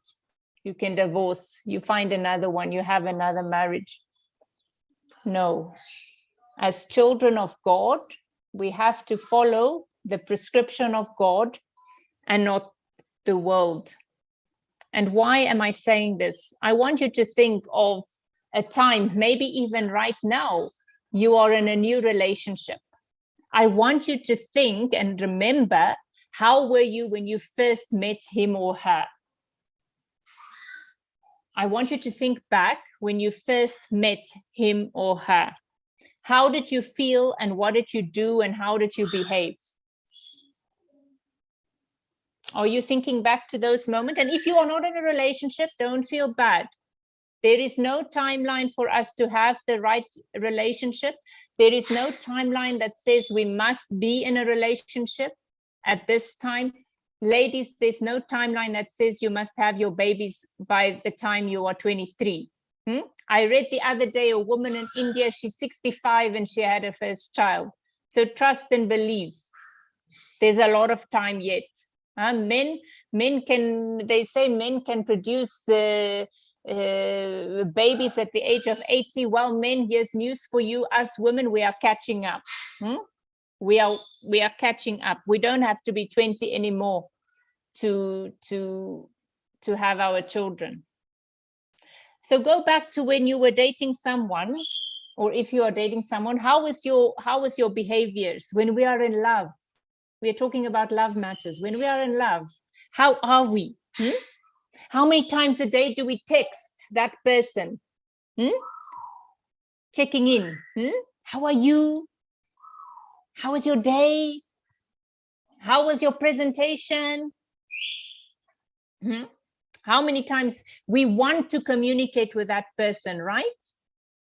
We want to communicate with that person. Every free time that you have in your diary, you want to meet up. Can we meet for coffee? Can I help you to the shop? Can I do this? Can I do that for you? Give me some of the examples of your own life. We go out of our way to accommodate the needs and the requests of the other person, isn't it? If you've just met someone and they ask you to help them with something, and you've got like, maybe you've got 3 papers due, you have something to do at home at Shags for your mom or your shosho. Let me tell you, cancel all those other commitments just to accommodate this person that you are in love with. You start compromising. Red flag. Because these are the small little things. They might seem insignificant right now, but these are the small little things that are red flags in your relationships. Think about it.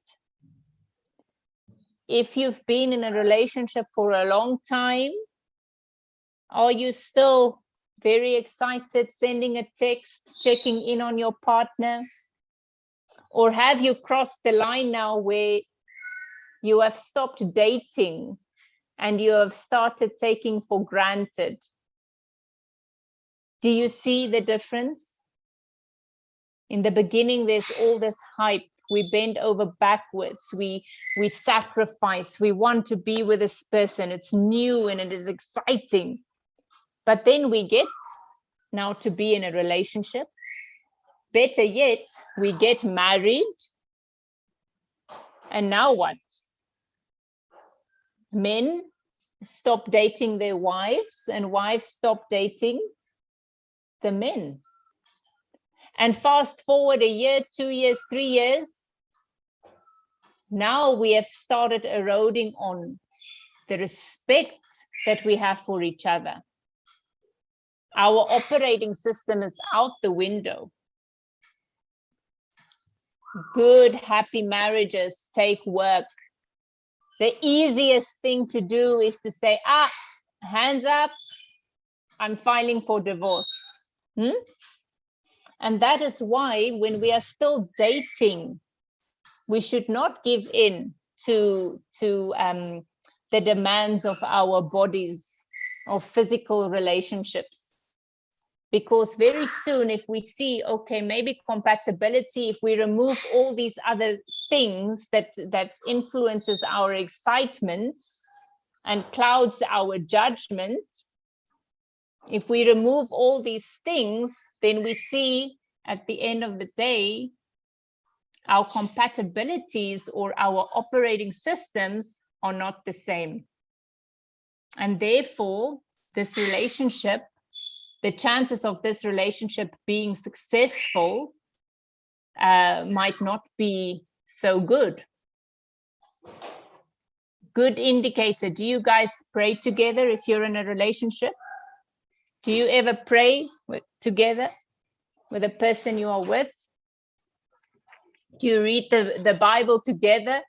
Or is that a passion killer? Are you guys going to tell me, hey, that one is a passion killer? Ati, how can we pray together? We want to go to the hang and enjoy. I'm just putting things out there for you to get some insight into red flags, because they are there. They are there. But we need to bounce it. We need to really start looking inside. Violence. Dr. Dorcas' presentation was about violence in relationships. Huge red flag. Huge red flag. The trick is to be able to pick up if a person is hurt, because hurt people hurt people. A symptom of trauma, and we covered it in our last presentation, guys, is if there is something in us that we have not transformed or healed, we are going to transfer it. So if we are angry in ourselves, chances are that it is going to be very easy for us to speak disrespectfully to someone, that we are going to start becoming violent. And remember, violence is not only physical. Violence is not only physical. The physical ones we can see when we are hit, when we are physically hurt. But there are abuses that are also using words. Emotional abuse. Huge red flag. Huge red flag. And the only defense against it, especially the verbal abuse, is to know yourself and to build your spirit, because it will tell you immediately. If you know who you are, first and foremost, as a child of God, who are you? You are a son and daughter of God, the creator of everything. That in itself should be a starting point of who you are. So if that is your operating system and somebody comes and starts speaking disrespectful to you, and it is not corresponding with your operating system, can you see, here's my operating system. Boy, red flag, red flag. It's important to know who we are in God, first and foremost. And second, with ourselves. And trust and believe. If we can sort these two things out, you will have beautiful relationships, not just romantic ones, but in all your relationships. In all your relationships. I think there is many comments. There is so much that we can say on this.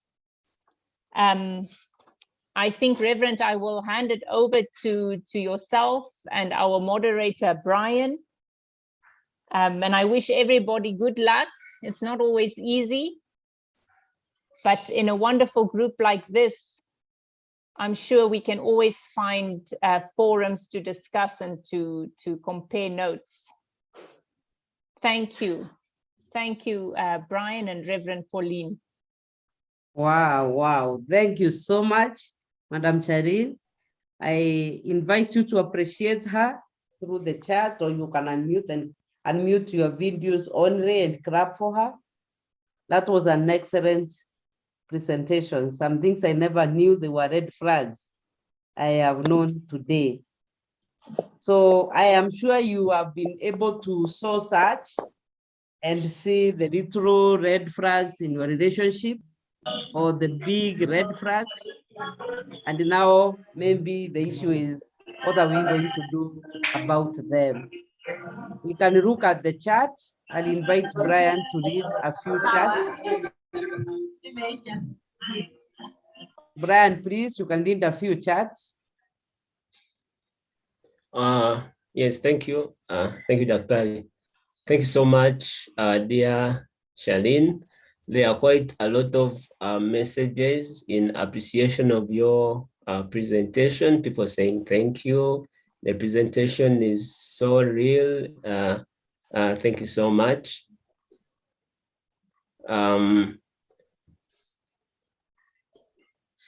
So now I'll read for you one. I have a question. If you are in a relationship and you have been addicted to that person, later you start detecting the red flags, but quitting from that relationship becomes difficult. How can you handle that? That's question one. There is a comment. We are Christians. We should let God intervene in our relationships.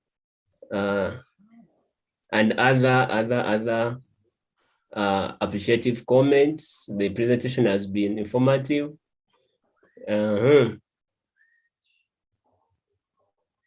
There, someone says that you are presenting challenging and provocative issues.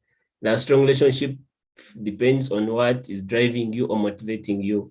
We have to build our spirit and our relationship with God in order to get a step, I think, higher in our relationships. That was a comment. Yeah, I'm looking for a question, but meanwhile, you can be responding to that. Thank you, Brian. So yes, sometimes it happens we're in a relationship with somebody and we think we cannot live without this person, right? Am I understanding correctly? We're addicted to this person. I think the response I would have to that is I would want to ask you, what is it? You need to go and really look. What is the need that this person is fulfilling in your life? What is it that this person is bringing to you that you feel you can only get from this person? The answer to that question will be extremely insightful. And chances are that you have been looking in the wrong area. Chances are that it is something that you will be able to fulfill in your spirit, or it is something that you will be able to fulfill in your own character.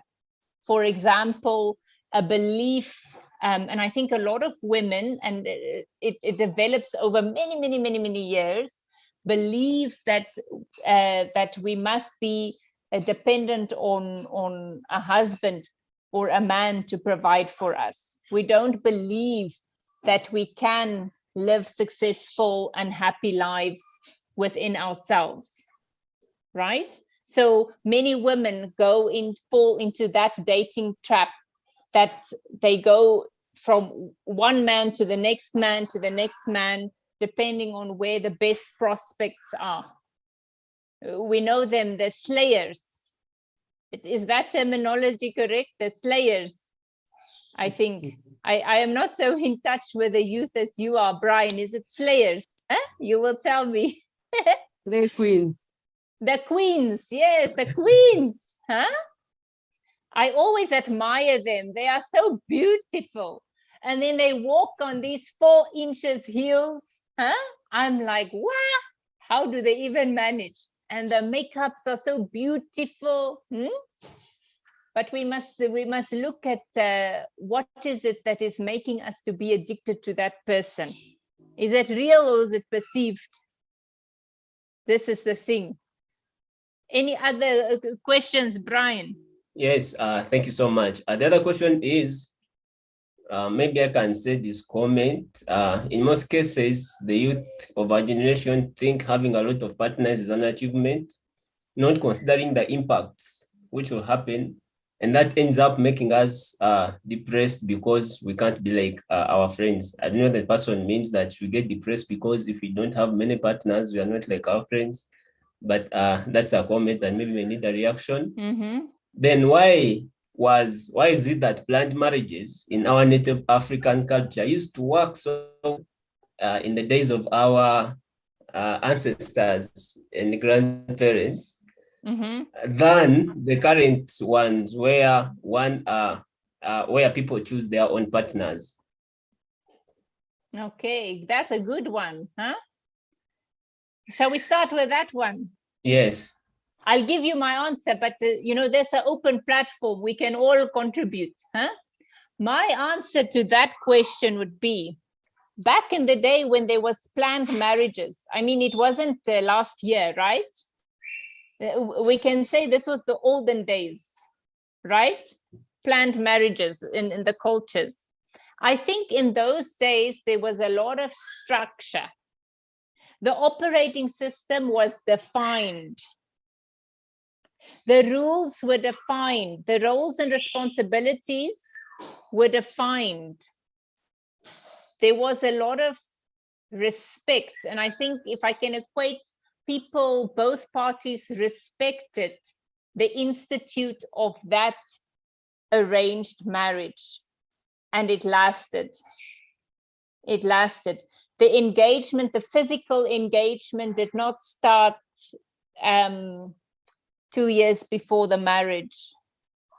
It was still a courtship, an introduction, and the two partners grew with each other. They were put in a situation where they just had to make it work. Whether it is right or wrong, for people to put people together in marriage that do not love each other, that is a whole another debate. But I think the reasons why those marriages worked and continues to work today or still stand today is because there was a lot of respect for the institution of it, and there was the operating systems were defined. What is happening in the youth? There's a lot of competition of how many partners we can have. Guys, that just screams operating system, operating system, operating system. Those are not men and women of God. And if you see it, it should not depress you. If you are a child of God, the Bible does not tell me, go and see how many chicks or how many boys I can do before I say I do. Let this be our truth. Let this be our guide, not what the others are doing outside. Wish them well. Look what is happening with the HIV numbers. It's going up. And today we don't even just have HIV, we now have corona as well, and all sorts. Our body is a temple. We get so many illnesses, sexual illnesses, diseases from engaging in too many partners. That will be my answer to that. Don't feel bad what others are doing. Know yourself first.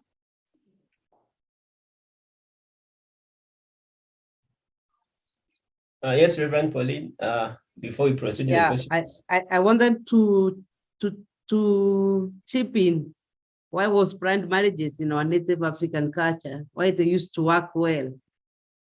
There's a growing tendency within this region, and especially here in Kenya, where we are trying we are seeing people over glorifying culture and calling us to go back to culture. And I think if you overdo anything, it becomes a problem. I think there is an over-glorification of traditional culture and a great call that people should go back to culture. When it comes to children burning schools, let's go back to our traditional roots. Things will be different. Now, one thing is for sure, I like the analogy you have used of operating system. The operating system in traditional culture and the operating system in 2030 is totally different. It is going back to traditional culture is like what Jesus calls putting new wine in old wineskins. They'll just burst. Now, this traditional culture where there was arranged marriage, do we know it ourselves? Were we there? Did we experience it? Can we vouch for it? Do we have examples of that culture and how it worked? I think the most we have is what we did in books, and now what our elder generation are trying to tell us that this is what used to happen, which may not be the case because we don't have any way of verifying the truth of what they are telling us or not. So for me, I look at it this way. In traditional culture, for example, we had arranged marriages. I witnessed in the Rendile culture, for example, here in Kenya, where I stayed for a month. I witnessed that in the Rendile culture, girls very young, from 9 years, 10 years, 12 years, get married. And in that culture, the man actually goes to live with the girl's parents. So the man who marries the girl goes and lives with the girl's parents. And the reason they do that is because the girl is so young. FGM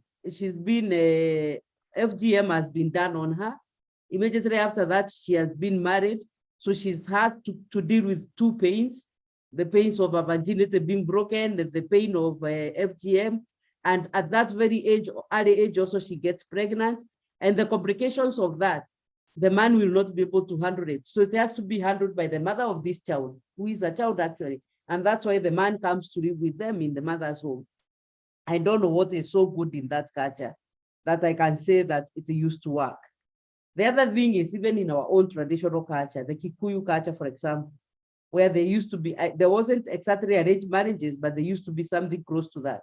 But what happened in that culture, if a man didn't get the fulfillment he wanted, the culture allowed him to marry again and again and again. And what did that reduce women to? Was that really something we can say it worked? I think we need to look at the real issues. Even now, where we have the Maasai culture, which is still in force, whereby young girls at 12, at 10, they get done FGM and then they get married. Is that culture really working? So if it worked in those days, it worked because that was the operating system and there was no otherwise. That is what they had. There was no formal education. There was no urbanization. Everybody lived in the rural places, went farming, looked after cattle. The life was easy in our own understanding. In their days, I'm sure they found it hard. But now, we cannot go back there. You guys leave school when you are 12, 13, 14 years, you leave home. In Kenya, this last year, children have been home for less than 2 months. The rest of the year, they have been in school, interacting with their peers. From there, they are going to go to university. They continue interacting with their peers. They continue getting influence from the urban centers and from the global village. How then can that glorified culture work for them at this moment? It cannot. So what we need to look at is to say, the operating, even with iPhone, Charlene, this iPhone of mine, it's an old one. Now they keep telling me that I should get a new one because even the updates can't cope with this one. Every other time there's a new operating system, This year I blessed myself with a new HP. Already there are newer versions of the same.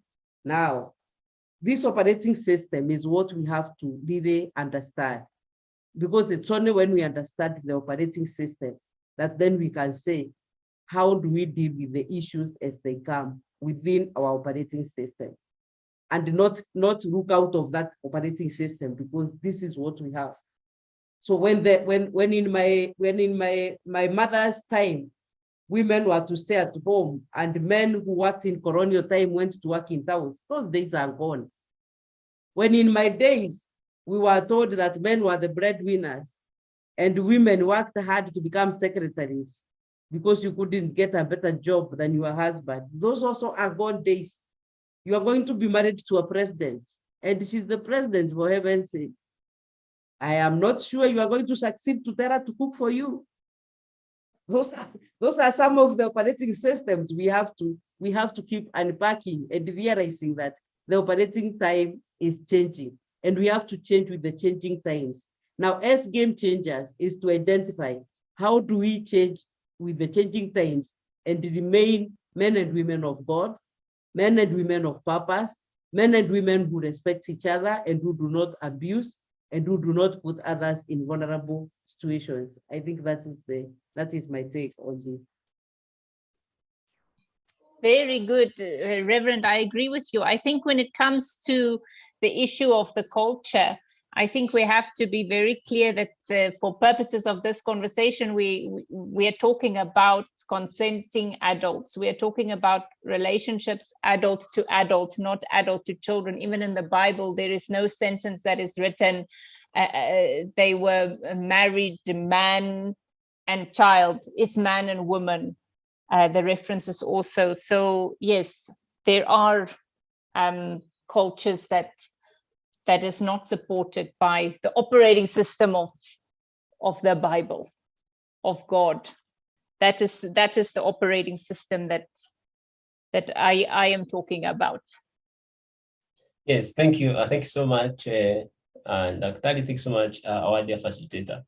I'll go through I think 5 questions on the chat so that you can handle them at once, and then we move towards the closure. So the first one is, what should be the best approach to decline a romantic relationship, especially if you are still in the journey of self-discovery? The second one is, what can you say on relationships that are based on certain things rather than true love? Okay. So this is a comment in capital letters. It hurts to love someone and not be loved in return. But there's a question after that. How do you recognize in advance someone with fake love? Yeah. Yeah.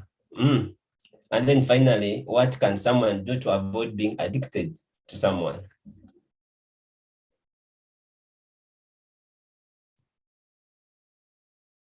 Over to you, Charlene. Thank you. I think addicted to someone, we need to, I think we briefly touched on that. We need to understand what is driving this addiction. What particularly is it in this person that you feel you are addicted to? And you need to do an assessment as to what it is. Sometimes, often, this is not possible to do it ourselves. You may need to reach out to somebody to help you to understand the pattern or the need that it is that you are trying to, the void you are trying to fill with this person. Love hurts. We've all been there. We've all had our first love, the person that we were so in love with that we thought, gosh, life, you cannot even live without this person. And when the relationship does not work out, there is just so much pain, so much tears. Your heart is broken. You feel that your life is over. Yes, it hurts. But it is also a time when we learn a lot. And this is why it is so important not to compromise our bodies by having sexual relations. This is why it is so important not to compromise our own self-respect, and in order to make that relationship happen, we start compromising and eroding our operating system. It is hurtful, but if we keep our eyes on God, if we actively thank Him for the right partner that He chooses for us, remember, we don't choose them, He chooses for us, then this could smooth the road a bit. Fake love, I think if you start by removing the pleasures of the flesh, you start engaging without alcohol, I think you will very, very quickly see if it's fake love or real love.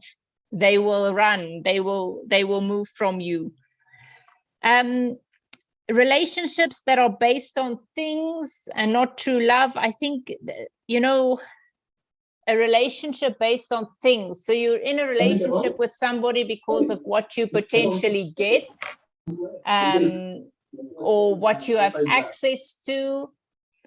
Again, it comes down to what is important for you in your life, you know. Things of this world will come and go. If you are dating somebody right now that has a lot of money, or that, you know, money comes and goes.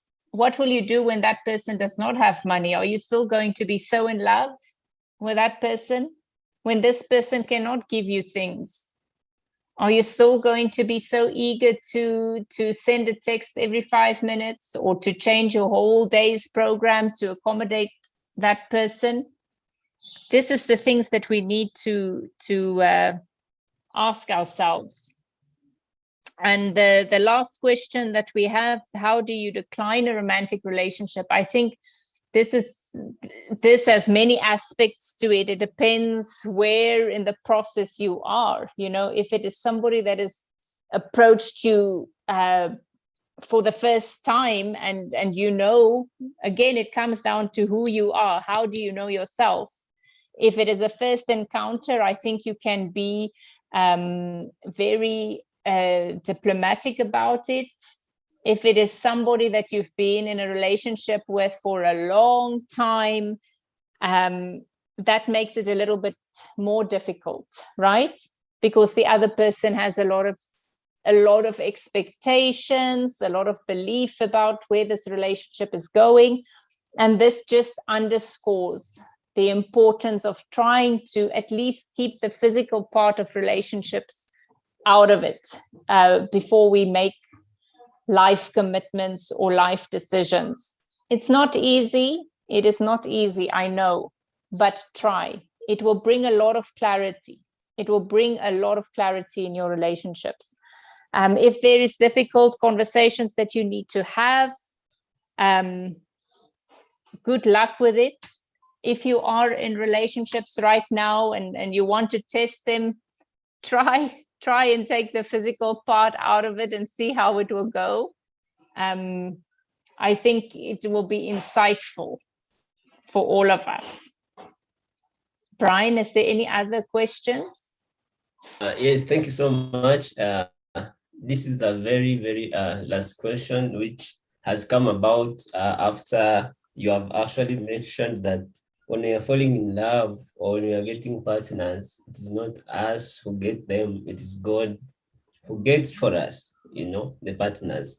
And indeed, it is a teaching that we have received as young people throughout the ages, that when it comes to marriage, it is God who chooses for you. You know, in church, they tell us, don't do this, don't mingle. When the time is right, God to bring the right person into life. And maybe we can talk a little bit about this. Sometimes we never get to know when that time is, and we never get to know, we are never given, the signals that to show us that this is the right person that God has brought. Because as you're walking around, you're going to find so many ladies. For example, I would say your heart will beat for one, and sometimes the heart may beat for 2 or 3, and you're wondering, okay, among this one, who of them is coming from God? So how do we know? How do you identify? Yeah. That's a tough one, Brian. You see, if your heart beats for more than one, then you need to ask yourself, where is that heart beating? You see, the heart beating up here or was beating down there? Huh? Which heart is beating? Huh? This is the thing. Let me tell you, all men that I have spoken to about this, without a doubt, they will tell you, when they meet the one, they know it's the one. And if that one says there will be no humpy pumpy for 3 years, you will just say, yes, it's okay. There will be no humpy pumpy for 3 years, because you know it's the one. You will know it the moment you meet her. And often the man will know even before the woman. I think this is where we just have to trust our Heavenly Father. I'm not saying stay away from the hang. Try and not give in to the beating hearts. If we can determine if it's beating upstairs or downstairs, enjoy the hang. Try to avoid the booze. Try and avoid that one, because that one messes the whole clarity business. That one messes it all up. And then Monday you wake up like, oh gosh, what did I do this weekend? Or who did I do? We don't even know. So just trust in the Lord, and enjoy your life. I'm not saying sit at home and not go out. Go out, have fun. But always thank the Lord. Lord, thank you. I know you will bring him. I know you will bring her, and it will be the right one for me. And you will know when you meet them. Reverend, what do you think about this subject of knowing when it is the one? We have actually written a paper with Brian. That's why Brian is asking this question. And we were interrogating a story of a young woman who was told, who took that seriously, that teaching seriously, that God will bring somebody. And when somebody came, she did not have the skills. So I will say that that teaching must be accompanied by skills, like what you are saying. When you hear the heart beating, where is it beating? That is a skill. Then the second one is also to ask, when you meet this person, how do you know that this is the person you are meeting? I think those are the skills the young people need to develop. And for me, I'm thinking that this is a discussion that can go on again now with the new life event experiences, because sometimes when that teaching is done in church, it is not accompanied with skills development, so that these young people grow with that fear that I must not mingle so much because I wait for that person time that God will bring somebody. And sometimes opportunities also escape. You meet some very good people and you refuse to hang out with them or to discover them as you discover yourself. So for me, I would say, yes, that person will come from God, but also, yes, that waiting for God to bring somebody must be accompanied by skills, so that you are aware, like all the things that Charina said today about the red flags.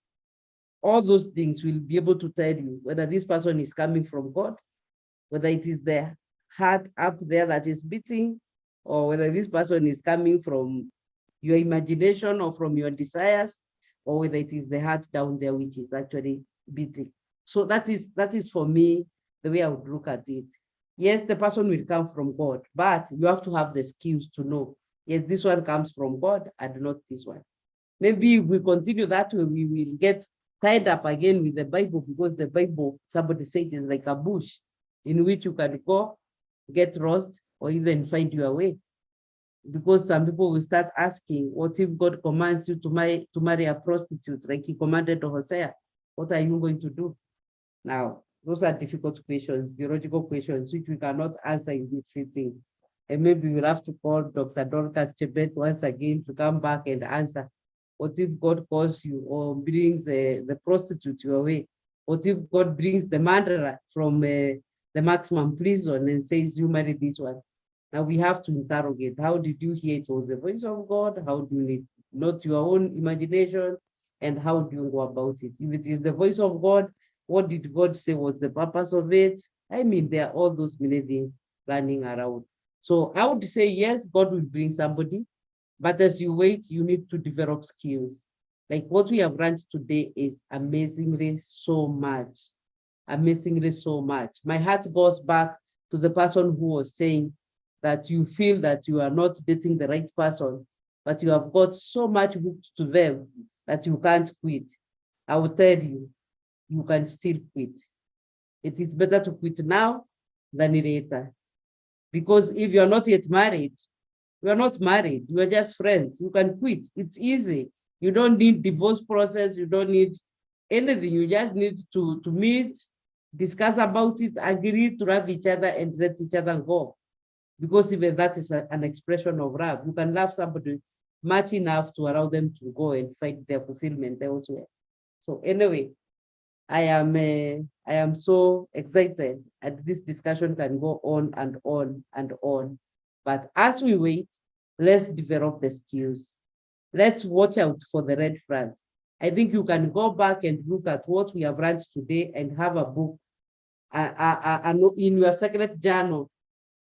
Try and outline what you think are the red flags in your relationship. What do you think you're going to do about them? Do you have enough paint to paint them green? Or do you just need to know that this is a wake-up call, that I'm in the wrong relationship and I need to do something?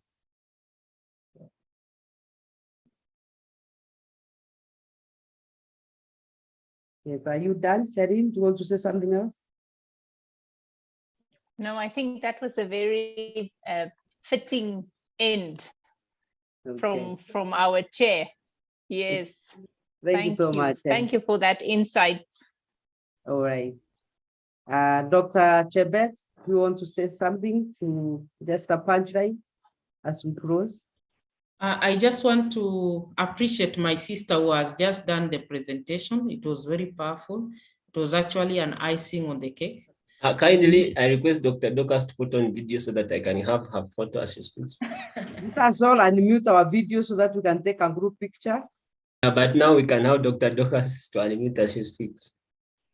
Okay. You want me to continue speaking? Yes. Now? Okay. I was just saying I am blessed with the presentation of the speaker was just presented. And I just want to challenge Reverend Dr. Pauline. Is it possible for me and my sister to be sponsored to co-author a book on what we have presented?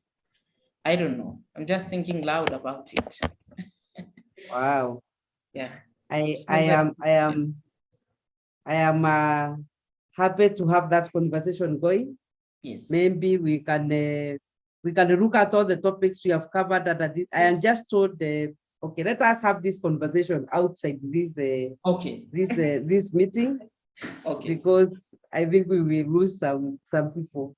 Okay. Have you done with your comments? Yes, I'm through. Thank you so much. Those of you who are looking for opportunities to study, you have heard that Dr. Chebet is a senior lecturer in Pwani University. For your master's, for your postgraduate work, please, that's a place to look at. You have a mentor there.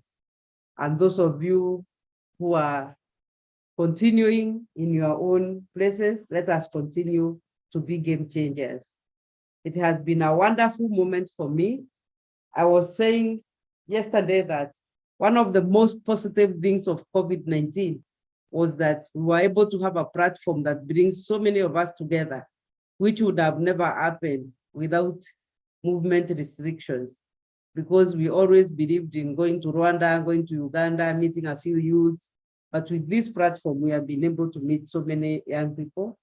It is my prayer that we are going to fan the flame of game changers in all the countries. I am waiting to see your plans for next year, what you are going to be doing with the young people, joining university, the young people in the schools, and with yourselves.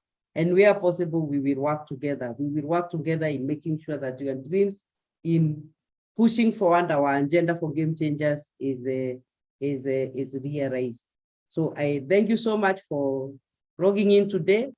Please remember to put your name and the mobile money number, including the country code, so that the team can refund you.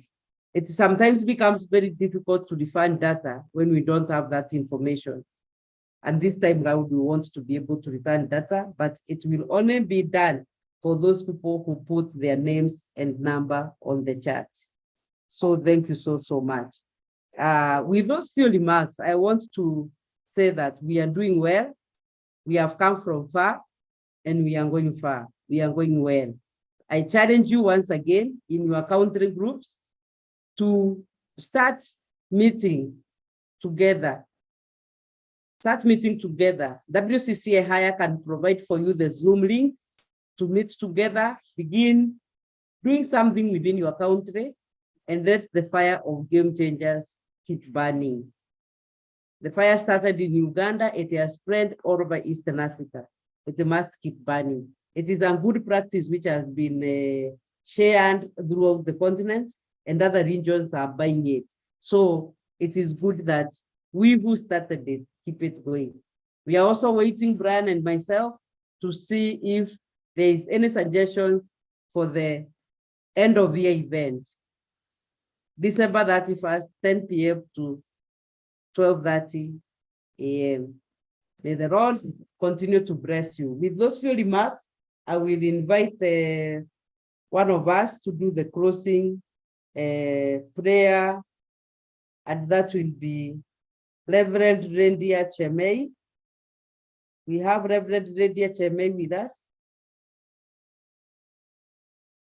Yes, Rendia? Has she left?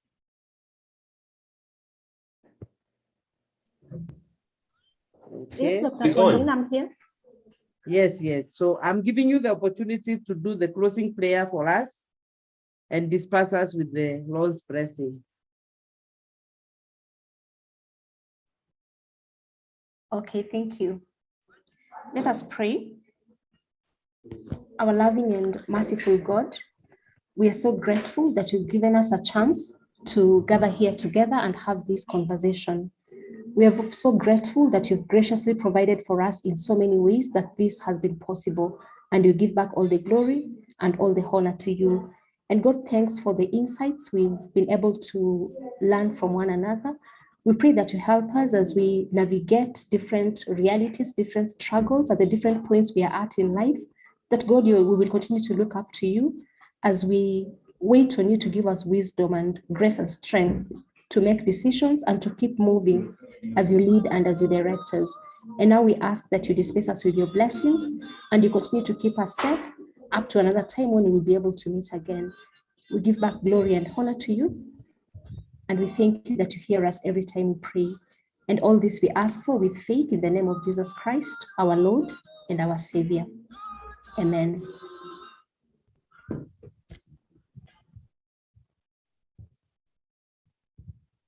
Amen. Thank you so much. You are now dismissed. You can leave at will. The link. You are muted. Sorry, I'm saying the link of 16 days is being sent to the groups. You are welcome to join in to climax the 16 days of activism tomorrow, which is the last day. Bye-bye.